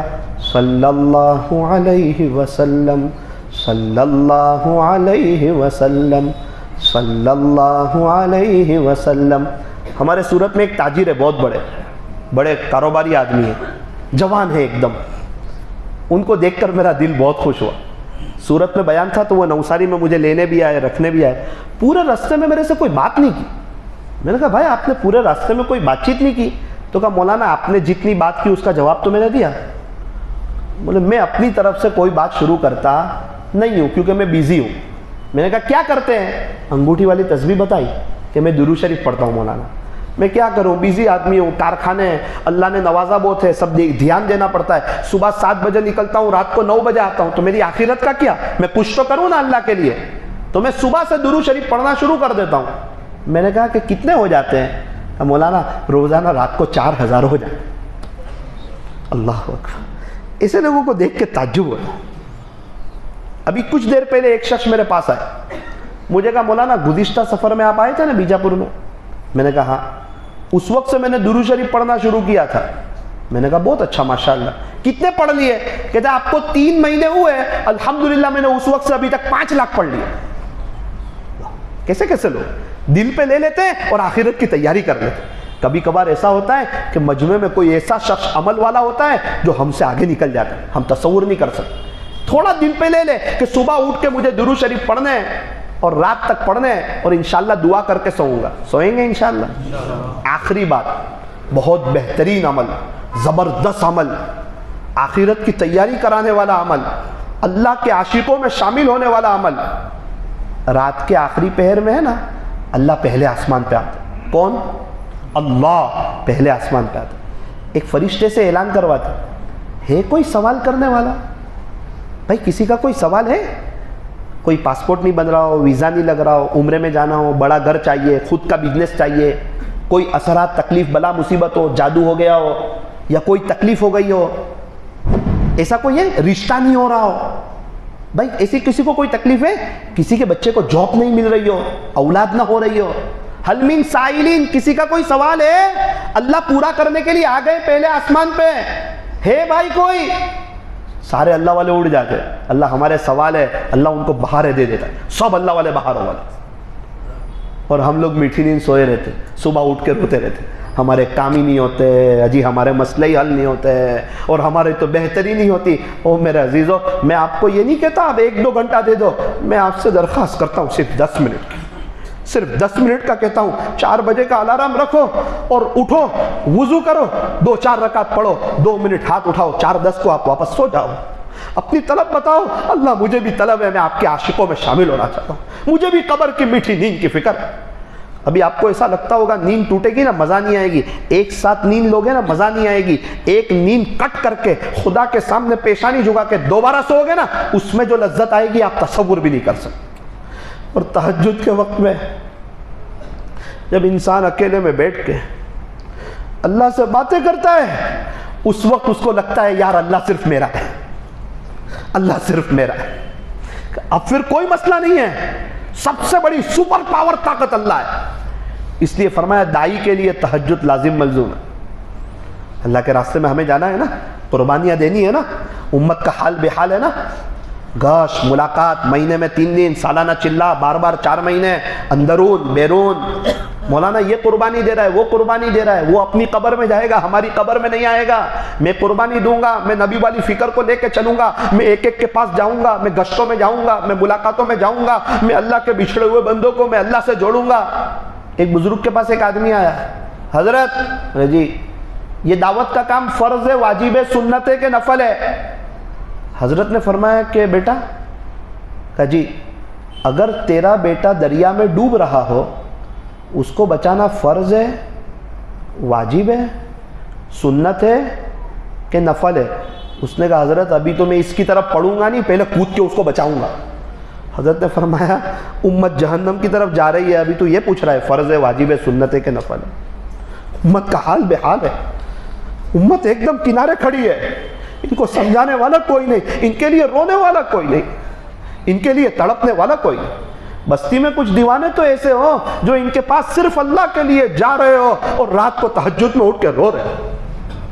اس لیے میرا عزیز نیت کرو، انشاءاللہ آنے والے اجتماع کو کامیاب بنائیں گے، انشاءاللہ اجتماع سے پہلے کی محنت کریں گے اور زون میں جائیں گے اللہ کے راستے میں۔ اس عاجز کی ایک بات یاد رکھنا، اللہ موقع دینا آپ کو تو زون میں ایک چلہ لگا دینا، اللہ آپ کو امت کا درد دے دے گا۔ آپ کو اپنی بستی کے احوال پتہ چلیں گے، دیہاتوں کے لوگ کس حال میں ہیں اور لوگوں کے اندر کیا کیا ہو رہا ہے۔ ابھی کچھ وقت پہلے آپ کے کرناٹک کے ذمہ داروں کی جماعت چل رہی تھی، ذمہ دار مجھے ملے، مجھے کہا مولانا ایک جگہ گئے، دل ٹوٹ گیا مولانا، ہمارے علاقے میں دل ٹوٹ گیا، ہم نہیں سوچ سکتے تھے، ہم سمجھتے تھے دور دور برا حال ہے۔ میں نے بولا کیا ہوا؟ ایک شخص تھا نوجوان، اس کو پوچھا بیٹا ہمارے نبی کا نام کیا؟ تو اس نے کہا گاندھی جی۔ مولانا دل ٹوٹ گیا۔ اللہ پوچھے گا اگر آخرت میں تو ہم کیا جواب دیں؟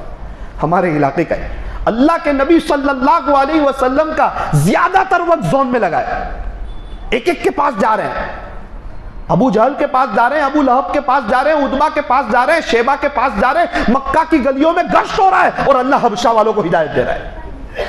اللہ کے نام پر بستی میں قدم، تبلیغ میں نہ کوئی چرچا ہے، نہ کوئی خرچہ ہے، نہ کوئی اس کا پرچہ ہے، سارے مسائل کا آسان حل، بستر اٹھا اور اللہ کے راستے میں چل، اٹھ بندے باندھ کمر، کیا ڈرتا ہے؟ پھر آگے آگے دیکھ اللہ کیا کرتا ہے۔ اللہ کے راستے میں جانا، 40 تہجد، 40 اشراق، 40 اوابین، پورا دن ایمان اور یقین کا مذاکرہ، اور گھر کے نرم نرم بستروں کو چھوڑنا اور چٹائیوں پہ سونا اور تہجد میں اٹھ کے رونا۔ پوری دنیا میں اللہ تعالیٰ نے انقلاب لا دی۔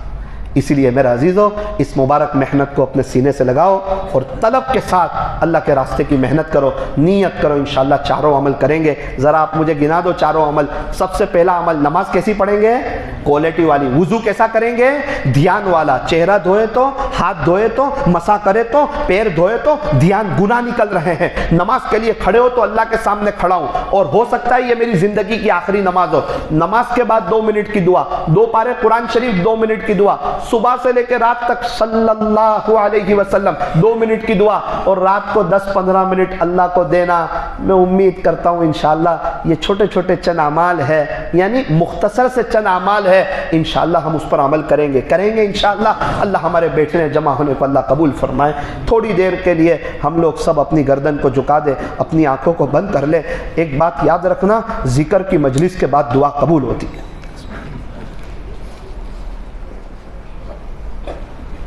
لائٹیں بند کر دو، باہر کی بھی ذرا لائٹیں بند کر دیجئے، اپنی آنکھوں کی لائٹیں بھی بند کر دیجئے، دل کی لائٹ شروع کرنے کی کوشش کیجئے۔ اللہ دیکھ رہا ہے، اس گھڑی کو معمولی مت سمجھنا، ایسے موقع، ایسے لمحے بار بار نہیں آتے۔ اللہ کے چاہے بغیر کوئی اللہ کا نام لے نہیں سکتا۔ اللہ کا شکر ہے اللہ تعالیٰ ہمیں اپنا نام لینے کے لیے بٹھایا ہے۔ کبھی کبھار ایسا ہوتا ہے کوئی انسان اتنا سچا طالب ہوتا ہے، ایک ہی مجلس میں اس کا دل جاری ہو جاتا ہے، اللہ کے تعلق جو مل جاتا ہے۔ کبھی کبھار ایسا ہوتا ہے غفلت کے ساتھ ذکر کرتا ہے، ہزاروں مجلس ہو جاتی ہے، دل جاری نہیں ہوتا۔ اس لیے فرمایا کہ ہر مجلس کو یوں سمجھے ہو سکتا ہے زندگی کی آخری مجلس ہو، کیا پتہ دوسری مرتبہ موقع ملے نہ ملے۔ یاد رکھنا، لوگوں کے جنازے دیکھے ہیں نا، ہم تو ایسے جیتے جیسے مرنا ہی نہ ہو، مر ایسے جاتے جیسے جیے ہی نہ ہو۔ وہ شخص مجھے ملا نا تو میں ہل گیا، میں نے کہا اللہ میں بیجاپور آیا تھا اور اس نے 3 مہینے میں 5 لاکھ درود شریف پڑھ لی۔ ہم صرف بولتے رہے، کچھ لوگ عمل کر ڈالتے۔ وہ کیا وقت ہوگا جب میں اور آپ تنومن مٹی کے نیچے ہوں گے۔ آج عمل ہے، حساب نہیں، کل حساب ہوگا، عمل نہیں۔ ہر ایک کو پتہ ہے کہ اس کی زندگی میں کتنے کتنے گناہ ہیں۔ ذرا دھیان کے ساتھ، پوری توجہ کے ساتھ، سارے انبیاء لا الہ الا اللہ لے کر آئے۔ یا ایھا الناس قولوا لا الہ الا اللہ تفلحوا، اے لوگو لا الہ الا اللہ کہہ لو کامیاب ہو جاؤ گے۔ جددوا ایمانکم، تم اپنے ایمان کو تازہ کرتے رہو۔ قیل یا رسول اللہ وکیف نجدد ایماننا، اے اللہ کے رسول ہم اپنے ایمان کو کیسے تازہ کریں؟ پیارے نبی نے فرمایا قال اکثروا من قول لا الہ الا اللہ، خلاصہ یہ ہے کہ لا الہ الا اللہ کثرت سے کہو۔ لا الہ الا اللہ لا الہ الا اللہ لا الہ الا اللہ لا الہ الا اللہ لا الہ الا اللہ لا الہ الا اللہ لا الہ الا اللہ لا الہ الا اللہ لا الہ الا اللہ لا الہ الا اللہ. پڑھتے رہیں, دل میں کہیں اللہ موت کے وقت بھی یاد دلا دینا.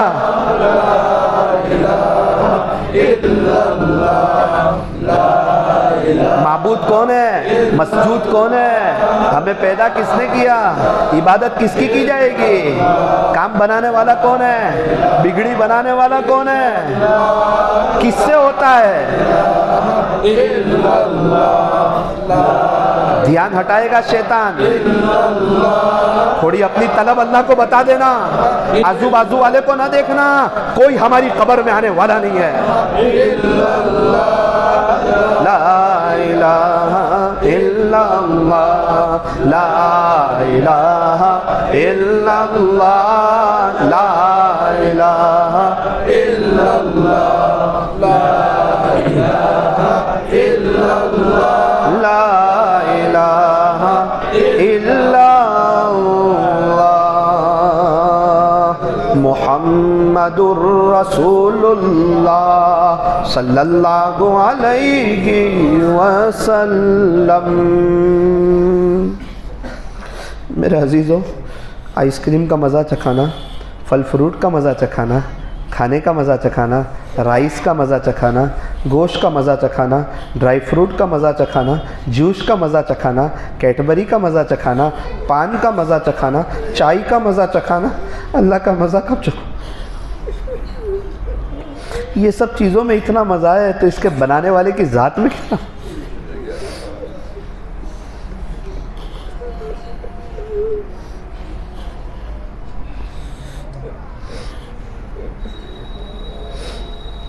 ہمارے مؤذن صاحب روزانہ 10 پارے پڑھ لیتے, ہمارے پاس ایک پارہ پڑھنے کے لیے وقت ہے. ایسا لگتا ہے اللہ نے محروم کر دیا.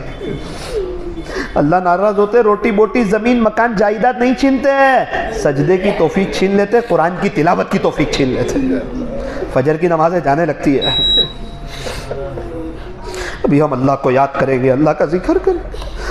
اگر کسی کو رونا آ جائے, روتے ہوئے اپنے رب کو پکارے. چھوٹا بچہ کہتا ہے نا ابی امی امی امی, ماں کا دل بڑا ہوتا ہے, ابو ابو ابو کا دل بڑا ہوتا ہے. پورا بدن اللہ اللہ کہہ رہا ہے, پورا بدن. اور جذبہ یہ ہو کہ آج تو مجلس میں اللہ کو منع کر کے رہیں گے. اللہ یہاں موجود ہے, ہمیں دیکھ رہے ہیں, ہمارے ساتھ ہیں. اللہ حاضری اللہ ناظری اللہ مائی, اللہ تعالیٰ یہاں موجود ہے, ہمیں دیکھ رہے ہیں اور ہمارے ساتھ. اللہ کی قسم اللہ یہاں موجود ہے. یوں مت سمجھنا کوئی نہیں دیکھ رہا ہے, رو رہے تو ایک آنسو ضائع نہیں کرتا ہے وہ. ماں کا بچہ روتا ہے, ماں دوڑ کے آتی. ساری دنیا کی ماں سے زیادہ پیار کرتے, ایک رب ہی تو ہے جو کبھی تانا نہیں دیتا. پہلے کہاں گئے تھے, اب کیوں آئے. ایک شخص کہنے لگا مولانا میں نیکی کے کام کرتا تھا, گناہ بھی کرتا تھا, پھر میں گناہ کرنے لگا کہ چل اب گناہ والی لائن گزاروں گا. رات کو سویا, خواب دیکھا, یوں فرمایا میرے بندے میں تے کو معاف کرتے ہوئے نہیں تھکا, تو توبہ کرتے ہوئے کیوں تھک گیا.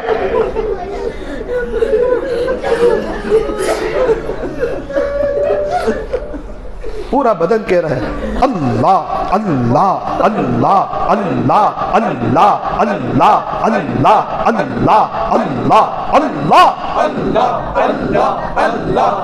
کس نے پیدا کیا؟ کون کھلا رہا ہے؟ کون پلا رہا ہے؟ ہاتھ پیر کس نے دیے؟ آنکھ ناک زبان کس نے دی؟ قبر میں کون کام آئے گا؟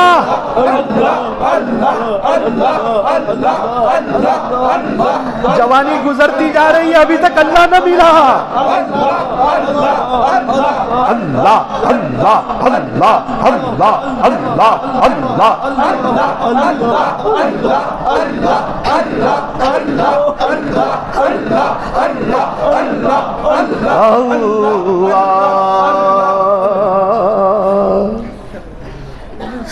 آنکھوں کو بند رکھیے، دل سے اللہ کو یاد کر لیجیے۔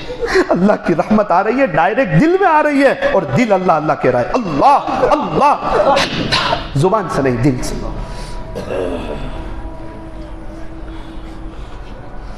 جب آنکھیں بند کر کے گریبان میں جاکیں گے نا، اپنے گناہ یاد آئیں گے۔ تھوڑی سی نیکی کر کے انسان اتراتا ہے میں نیک ہوں۔ ہم نے جو گناہ کیے نا، اگر اللہ اس کی چادر ہٹا دے تو ہمارا بچہ ہم کو ابو نہ کرے، ملاقات میں جائے تو کوئی ہم سے بات نہ کرے۔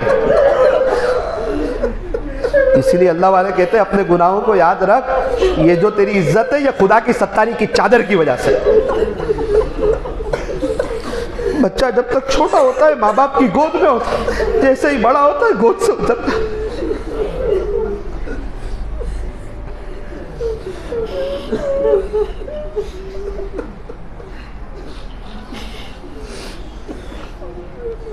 ہوا و حرص والا دل بدل دے، میرا غفلت میں ڈوبا دل بدل دے، بدل دے دل کی دنیا دل بدل دے،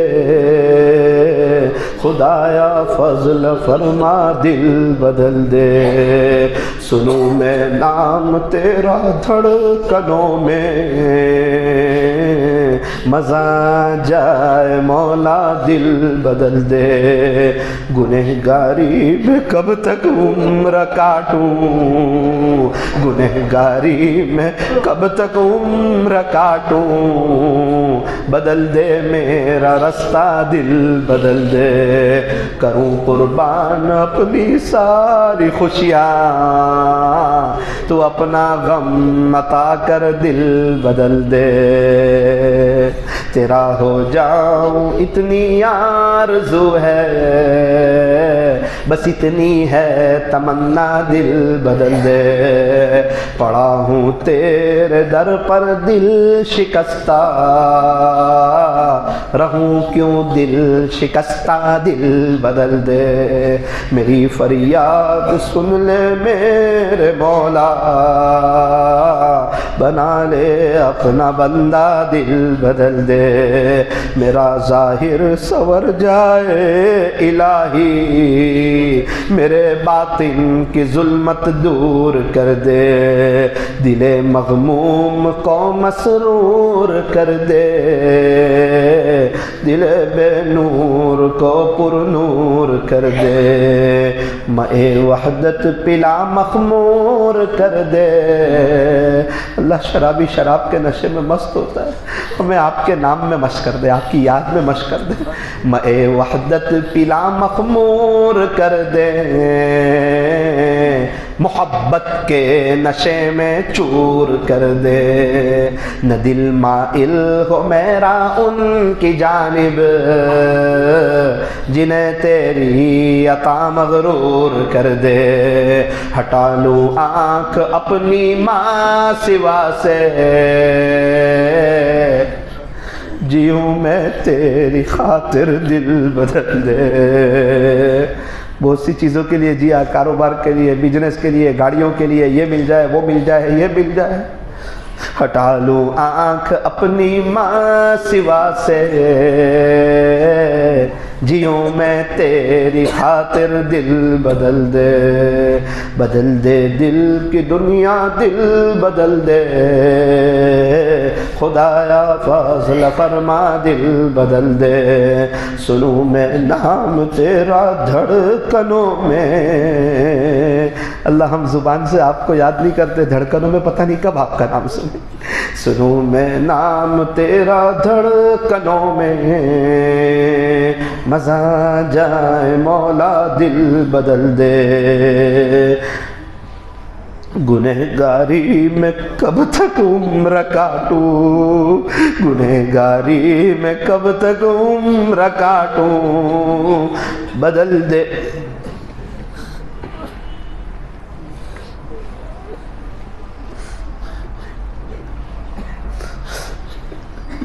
یار اللہ گناہوں سے جان چھوڑ، غیبت سے بچا، کہیں ایسا نہ ہو آخرت میں ہمارے ہاتھ کچھ نہ آئے، سب غیبت کرنے والوں کو نیکیاں پہنچ جائیں۔ اللہ گھروں سے غیبت کا ماحول ختم کر دے، غیبت سے بچا لے اللہ۔ اللہ بہت آپ کو ناراض کر رہے، پیارے نبی فرما رہے زنا سے زیادہ سخت گناہ ہے، لیکن نعوذ باللہ ہم تو بنداس کر رہے ہیں۔ آپ فرما رہے ہیں کہ اپنے مردار بھائی کے گوشت کے کھانے سے بھی برا ہے تو بنداس۔ آپ بھی سمجھا رہے ہیں، پیارے نبی بھی سمجھا۔ لا الہ الا اللہ محمد الرسول اللہ صلی اللہ علیہ وسلم۔ ہاتھ اٹھائیے، کچھ اپنے دکھڑے اپنے مولا کو سنائیے۔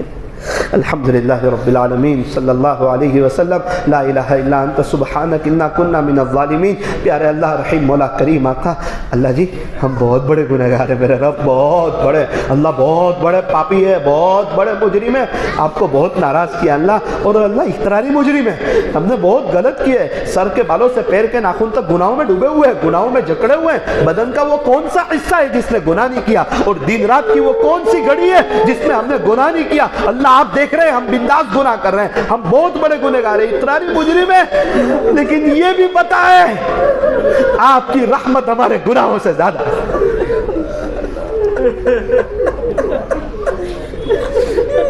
اللہ آپ نے کہا تھا اخلاص کے ساتھ نیکیاں کرنا، ہم اخلاص کے ساتھ گناہ کرتے رہے۔ اللہ بہت سے گناہ نہیں چھوٹتے، بہت سے لوگ کہتے ہیں مولانا اس گناہ کی عادت ہو گئی نہیں چھوٹتی۔ کتنا بڑا مجمع سود میں بیاج میں، حالانکہ یوں فرمایا جو سود لے سود دے، بیاج لے بیاج دے، آپ فرماتے کہ اس کے ساتھ میری اعلان جنگ ہے۔ کہاں ٹکے گا؟ اللہ کے سامنے برباد ہو جائے گا، نسلیں برباد ہو جائے گی۔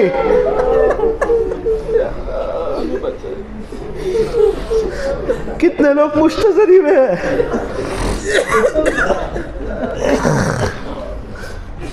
اللہ جی یہ آپ کے پیارے پیارے بندے اتنی دیر سے یہاں بیٹھے ہوئے ہیں، یہ آپ سے کچھ کہنا چاہتے ہیں، آپ سن لیجئے، ان کی زبان میں سن لیجئے، یہ آپ کو کچھ منانا چاہتے ہیں۔ اللہ یہ جوانی آپ پہ فدا کرنے کے لیے آئے ہیں، یہ آپ کی محبت کے لیے آئے ہیں میرے رب، یہ آپ کو ڈھونڈتے ڈھونڈتے آئے، یہ رات کی عبادت کے لیے آئے، یہ گناہ نہیں چھوٹ رہے اس لیے آئے، نظر کیسے قابو میں آئے اس لیے آئے، یہ آپ کی خاطر آئے، یہ پیسے لینے نہیں آئے، یہ دنیا کے لیے نہیں آئے۔ اپنی اپنی زبان میں کچھ دل کھول کے مانگ لیجیے آج۔ پیارے اللہ یہ آپ کے بندے آپ سے مانگ رہے ہیں، میں ذرا سائٹ ہٹ رہا ہوں، آپ ان کی باتوں کو سن لیجیے۔ یہ نیک لوگ ہیں، بیجاپور والے، یہاں دینی ماحول ہے، ان کے صدقے طفیل مسیح کار کو بھی معاف کر دینا۔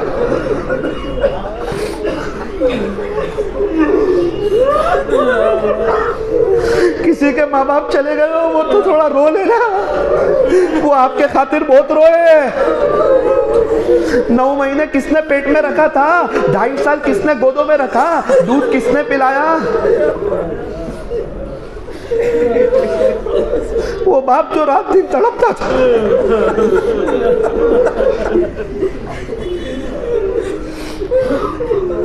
ہمارے ایک مولانا ہے بہت اچھا بیان کرتے، بیان کر کے گاڑی میں آ کے ایک دم بے چین ہو جاتے، مولانا کیا ہوا؟ ابھی تو بہت خوش تھے، افسوس میں آ جاتے، خلاصہ میرا بیٹا 11 سال کا ہے، نابینا ہے، دنیا میرے بیان سنتی ہے، وہ مجھے آج تک دیکھ نہیں سکا، مکہ مکرمہ لے گیا تھا، اللہ کا گھر نہیں دیکھ سکا، تڑپتے رہتے، روتے رہتے، اور ہمارے بچے دیکھ رہے ہیں، ہم دیکھ رہے ہیں، لیکن ہم اللہ کا شکر ادا کرنے تیار۔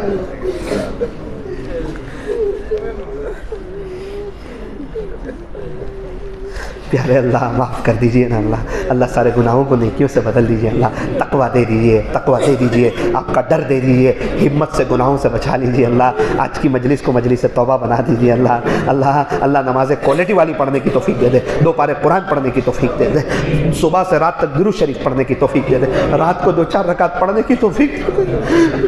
جنید بغدادی رحمۃ اللہ علیہ کا انتقال ہوا، کسی نے خواب میں دیکھا حضرت آپ تو بڑے اللہ والے، کیا ہوا؟ کہ ساری پارسائیاں دھری کے دھری رہ گئی، وہ رات کے اندھیرے میں رات کو اٹھ کے 2-4 رکعت پڑھتا تھا نا، اس پر معاف کر دیا گیا، رکعیات کی برکت سے بخش دیا گیا۔ اللہ ہمیں بھی رات کو 2-4 رکعت پڑھ لینے کی توفیق عطا فرما، اللہ آپ کے راستے میں وقت لگانے کی توفیق عطا فرما، زون کی جماعتوں میں جانے کی توفیق عطا فرما، مرکز پر جانے کی توفیق عطا فرما، گشتوں میں جڑنے کی توفیق عطا فرما، مسجد اور جماعت میں بیٹھنے کی توفیق عطا فرما، 2.5 گھنٹے لگانے کی توفیق عطا فرما، اپنے مسجد کی تعلیم میں شریک ہونے کی توفیق عطا فرما، اپنے گھر پر تعلیم کرنے کی توفیق عطا فرما، مشوروں میں شریک ہونے کی توفیق عطا فرما، تقاضوں پر جانے کی توفیق عطا فرما، اجتماع سے پہلے کی تیاری کرنے کی توفیق عطا فرما، اجتماع کے بعد بھی آپ کے راستے میں جانے کی توفیق عطا فرما۔ اللہ دین کے کام کرنے والوں میں ہمیں بھی شامل فرما، ہم میں سے ہر ایک کی جائز تمناؤں کو پورا فرما۔ اللہ بہت سے لوگ حج عمرے میں جا رہے ہیں، مکہ مکرمہ جا رہے ہیں، مدینہ منورہ جا رہے ہیں، عمرہ کر رہے ہیں، اللہ جھوک در جھوک جا رہے ہیں، ٹور در ٹور جا رہی ہے۔ آج بھی بہت بڑا طبقہ ایسا، ان کا دل روتا ہے، میاں بیوی غربت کا عالم ہے، کبھی کبھار رات میں بات کرتے ہیں، میرے شوہر ہم کب جائیں گے اللہ کے، وہ بیوی کہتی ہے مجھے آپ سے کچھ نہیں چاہیے، کوئی تمنا نہیں، ایک دفعہ مجھے اللہ کے گھر لے جاؤ۔ یہ روتا ہوا کہتا ہے میری بیوی میں حلال کمائی کی کوشش کرتا ہوں، جب پیسہ آئے گا نا تجھے پہلے اللہ کے گھر لے جاؤ۔ اللہ ہم میں سے کتنے ایسے ہیں، آپ ہمیں لے بھی گئے لیکن ہمیں اقرار ہے ہم نے وہاں کی ناقدری کی۔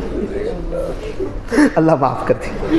اس مجلس کے انعقاد کے لیے، اس مجلس کو سجانے کے لیے، پورے دن کے پروگرام کے لیے اللہ بہت سے حضرات نے محنتیں کی ہیں، کوششیں کی ہیں، آپ جانتے ہیں ان کی محنتوں کو، کوششوں کو۔